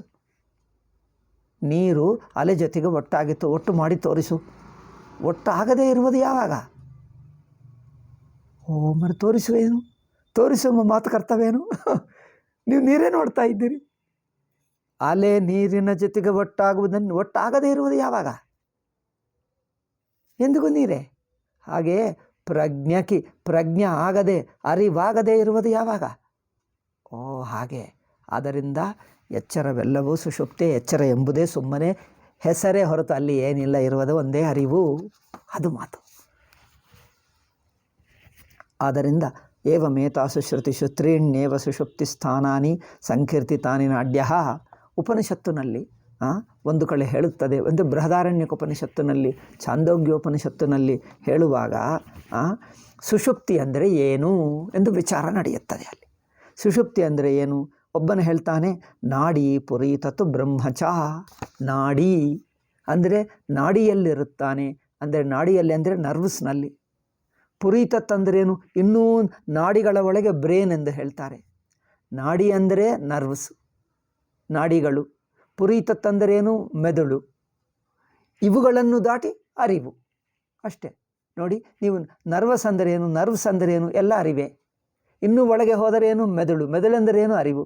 ಮೆದುಳು ದಾಟಿ ಏನಿದೆ ಅಂದರೆ ಅರಿವು ಮಾತ್ರ. ಅದರಿಂದ ಹೇಳ್ತಾಳೆ ನಾಡಿ ಪುರೀತತ್. ಇನ್ನೊಂದೇನು? ಸುಷುಪ್ತಿ ಬ್ರಹ್ಮ. ನಾಡಿ ಎಂಬುದು ಅರಿವೆ, ಪುರೀತತ್ ಎಂಬುದು ಮೆದುಳು, ಅದು ಅರಿವೆ. ಈಗ ಇನ್ನೂ ಮುಳುಗುವುದೇನು ಅಂದರೆ ಅದು ದಾಟಿದ್ದರೆ ಅರಿವೆ, ಬ್ರಹ್ಮವೇ. ಅದಕ್ಕೋಸ್ಕರ ಅಲ್ಲಿ ಬೃಹದಾರಣ್ಯಕದಲ್ಲಿ ಹೇಳುತ್ತದೆ, ಸುಷುಪ್ತಿಯಲ್ಲಿ ಎಲ್ಲಿ ಹೋಗ್ತೀವಪ್ಪ ಅಂದರೆ ನಾಡಿಯಲ್ಲಿ ಸೇರ್ಕೊಳ್ತಾನೆ, ನಿದ್ದೆ ಹೋಗುತ್ತಾನೆ ಎಂದು ಒಂದು ಕಡೆ ಹೇಳ್ತದೆ. ಅಲ್ಲ, ಪುರೀತತ್ತಿನಲ್ಲಿ ನಿದ್ದೆ ಪುರೀತತ್ತಿನಲ್ಲಿ ಅಂದರೆ ಬ್ರೇನ್ನಲ್ಲಿ ರೆಸ್ಟ್ ಮಾಡ್ತಾನೆ ಎಂದು ಹೇಳ್ತಾನೆ. ಬ್ರೇನ್ನಲ್ಲಿ, ಮೆದುಳಿನಲ್ಲಿ ಹೋಗಿ ನೀವು ಆಧುನಿಕ ಸೈಂಟಿಸ್ಟ್ಗಳನ್ನು ಕೇಳು, ನೀವು ನಿದ್ದೆಯಲ್ಲಿ ಎಲ್ಲಿರ್ತೀವಿ ಅಂದರೆ ಬ್ರೇನ್ನಲ್ಲಿ ರೆಸ್ಟ್ ಮಾಡ್ಕೊಳ್ಳಿ. ಅಂದರೆ ಬ್ರೇನಿನ, ಮೆದುಳಿನ ಒಂದು ಭಾಗ ಕೆಲಸ ಮಾಡಲ್ಲ, ವಿಶ್ರಾಂತಿ ತಗೊಳ್ತದೆ, ಇನ್ನೊಂದು ಭಾಗ ಉಳಿಯುತ್ತದೆ ಅಲ್ಲವೇ? ಮೆದುಳಿನ ಒಂದು ಭಾಗ ವಿಶ್ರಾಂತಿ ಮಾಡಿಕೊಳ್ತದೆ, ಮೆದುಳಿನ ಒಂದು ಭಾಗ ಅಲ್ಲ, ಇಡೀ ಮೆದುಳೇ ವಿಶ್ರಾಂತಿ ಮಾಡ್ಕೊಳ್ತದೆ. మరి ಏನು ಉಳಿಯುವುದೇ ಅರಿವು. ಏನು ವಿಶ್ರಾಂತಿ ಮಾಡಲ್ಲವೋ ಇಂದು ಇರುತ್ತೋ ಅದೇ ಸಾಕ್ಷಿ ಅಲ್ಲವೇ? ಮೆದುಳಿನ ವಿಶ್ರಾಂತಿ ಮಾಡುವ ಭಾಗ ಮನಸ್ಸು, ಅದು ಬಿಟ್ಟರೆ, ಮನಸ್ಸನ್ನು ದಾಟಿ ಬಿಟ್ಟರೆ ಅರಿವೆ. ಅದರಿಂದ ಅವರೇನು ಹೇಳ್ತಾರೆ, ನಾಡಿ ಪುರೀತತ್ತು ಎಂದು ಬೃಹದಾರಣ್ಯಕದಲ್ಲಿ ಬಂದಿದೆ. ಬ್ರಹ್ಮ ಮೂರನೆಯದು ಬ್ರಹ್ಮ. ತತ್ರಾಪಿ ದ್ವಾರಮೇವ ನಾಡ್ಯ ಪುರೀತಚ್ಚ. ನಾಡಿಗಳು, ಮೆದುಳು ಎನ್ನುವುದು ಬಾಗಿಲೆ. ಬಾಗಿಲೆಂದರೆ ದಾರಿ. ನಾಡಿ ಬಾಗಿಲಾಗುತ್ತದೆ. ಪುರೀತತ್ತು ದಾರಿ. ಪುರೀತತ್ತಂದರೆ ಮೆದುಳು ಎಂಬುದು ದಾರಿ ಆಗುತ್ತದೆ. ಹೋಗಿ ಎಲ್ಲಿಗೆ ತಲುಪುತ್ತಾನೆ? ಸುಷುಪ್ತಿಯಲ್ಲಿ ಎಲ್ಲಿರುತ್ತಾನೆ ಅಂದರೆ 3 ಜಾಗದಲ್ಲಿರುತ್ತಾನೆ. ನಾಡಿ ಪುರೀತತ್ತು ಬ್ರಹ್ಮ ಎಂದು 3 ಉಪನಿಷತ್ತಿನಲ್ಲಿ ಹೇಳಿವೆ. ಬ್ರಹ್ಮಸೂತ್ರದಲ್ಲಿ మరి ಸುಷುಪ್ತಿಯಲ್ಲಿ ತಾನು ಎಲ್ಲಿರುತ್ತಾನೆ? ನಾಡಿ ನಾಡಿಯಲ್ಲಿರಲ್ಲ, ನಾಡಿ ಬಾಗಿಲೆ. ಮತ್ತೆ ಎಲ್ಲಿರುತ್ತಾನೆ? ಪುರೀತತ್ತು, ಅದು ಬಾಗಿಲೆ. మరి ಎಲ್ಲಿರುತ್ತಾನೆ? ಬ್ರಹ್ಮದಲ್ಲೇ ಇರುತ್ತಾನೆ. ಇತಿ ತತ್ರಾಪಿ ದ್ವಾರ ಮಾತ್ರ ನಾಡ್ಯ ಪುರೀತಚ್ಚ ಬ್ರಹ್ಮೈವತು ಏಕಂ ಸುಷುಪ್ತಿ ಸ್ಥಾನಂ. మరి ಸುಷುಪ್ತಿ ಏನಪ್ಪ ಅಂದರೆ ಬ್ರಹ್ಮ ಮಾತ್ರವೇ ಸುಷುಪ್ತಿ. ಅರಿವು, ಸಾಕ್ಷಿ, ಪ್ರಜ್ಞಾ. ಏನೇ ಹೇಳು, ಅರಿವು, ಸಾಕ್ಷಿ, ಪ್ರಾಜ್ಞ. ಪ್ರಜ್ಞಾನಂ ಬ್ರಹ್ಮ. ಅಪ್ರಜ್ಞಾನವೇ, ಪ್ರಜ್ಞೆಯೇ ಸುಷುಪ್ತಿ. ಅಂದ್ರೇನು? ಪ್ರಜ್ಞೆಯೇ ಬ್ರಹ್ಮ. ಅಪಿ ಚ ನಾಡ್ಯ ಪುರೀತದ್ವಾ ಜೀವಸ್ಯ ಉಪಾದ್ಯಾಧಾರ ಏವ ಭವತಿ ತತ್ರಾಸ್ಯ ಕರಣಾನಿ ವರ್ತಂತೆ. ಅಂದರೆ ನಾಡಿಯಲ್ಲಿರುವಾಗ ಇನ್ನೂ ಸ್ವಲ್ಪ ಅರಿವಿರುತ್ತದೆ, ಅಂದರೆ ಸ್ವಲ್ಪ ವೃತ್ತಿ ಇರುತ್ತದೆ. ಅಂದ್ರೇನು? ನೀವು ನಿದ್ದೆ ಹೋಗುವಕ್ಕೆ ಮುಂಚೆ ಏನು ಮಾಡ್ತೀರಿ? ನಿದ್ದೆ ಹೋಗುವಕ್ಕೆ ಮುಂಚೆ ಮೊದಲು ಏನಾಗ್ತದೆ? ಲೈಟ್ ಆಫ್ ಮಾಡ್ತೀರಿ, ಕಣ್ಣು ಮುಚ್ಕೊಂಡು ಬಿಡ್ತೀರಿ. ಕಣ್ಣು ಮುಚ್ಕೊಂಡು ಹೀಗೆ ಮಲ್ಕೊಂಡರೆ ಇನ್ನೂ ಕೈ ಕಾಲು ಗೊತ್ತಾಗ್ತದೆ, ಈಗ ಇಲ್ಲಿ ಕಾಲಿದೆ, ಇಲ್ಲೂ ಕೈ ಇದೆ ಎಂದು. ಸ್ವಲ್ಪ ಹೊತ್ತಕ್ಕೆ ಏನಾಗ್ತದೆ? ಕೈ ಕಾಲುಗಳೆಲ್ಲ ಒಟ್ಟಾಗಿ ಬಿಡ್ತವೆ, ಒಂದೇ ವೃತ್ತಿ ಮನಸ್ಸಾಗಿ ಬಿಡ್ತದೆ ಅಲ್ಲವೇ? ಕೈ ಕಾಲುಗಳೆಲ್ಲ, ಕೈ ಕಾಲು ತಲೆ ಎಲ್ಲ ಒಟ್ಟಾಗಿಬಿಟ್ಟು ಒಂದೇ ರೌಂಡ್ ಆಗಿಬಿಡ್ತದೆ, ಒಂದೇ ವೃತ್ತಿ ಆಗುತ್ತದೆ, ಮನಸ್ಸಾಗಿ ಬಿಡ್ತದೆ. ಇನ್ನೂ ಸ್ವಲ್ಪ ಹೊತ್ತಿಗೆ ಆ ಮನಸ್ಸು ಮುಳುಗಿ ಹೋಗ್ತದೆ ಅರಿವಿನಲ್ಲಿ. ಹಾಗೆಯೇ ಇದೆಲ್ಲವೂ ಇನ್ನೂ ಸ್ವಲ್ಪ ಕೈಕಾಲಿನ ಅರಿವಿದ್ದರೆ ಅದು ನಾಡಿ. ಅದು ಮುಳುಗಿ ಹೋದರೆ ಪುರೀತತ್ತು. ನಹಿ ಉಪಾಧಿ ಸಂಬಂಧಮಂತರೇಣ ಸ್ವತಃ ಏವ ಜೀವಸ್ಯ ಆಧಾರ ಕಶ್ಚಿತ್ ಸಂಭವತಿ. ಅಂದರೆ ನಾನು ಮಲ್ಕೊಳ್ತಾ ಇದ್ದೇನೆ ಎಂದು ಅನಿಸುವವರೆಗೂ ಜೀವಭಾವವೇ. ಸುಷುಪ್ತಿ ಯಾವಾಗ ಅಂದರೆ ನಾನು ಮಲ್ಕೊಳ್ತಾ ಇದ್ದೇನೆ ಎನ್ನುವುದು, ಆ ನಾನು ಇಲ್ಲ, ಮಲ್ಕೊಳ್ತಾ ಇದ್ದೇನೆ ಇಲ್ಲ, ಅದು ಸುಷುಪ್ತಿ. ಅಂದರೆ ತನ್ನ ಸ್ವರೂಪವೇ ಸುಷುಪ್ತಿ. ಬ್ರಹ್ಮ ಅವ್ಯತಿರೇಕೇಣ ಸ್ವಮಹಿಮ ಪ್ರತಿಷ್ಠಿತತ್ವಾತ್. ಆ ಅರಿವಿಗಿಂತ ಬಿಡಿಯಾಗಿ ಇಲ್ಲ. ಇಂದ್ರಿಯಗಳು ಅರಿವೆ, ಮನಸ್ಸು ಅರಿವೆ, ಅದಕ್ಕಿಂತ ಬಿಡಿಯಾಗಿಲ್ಲ.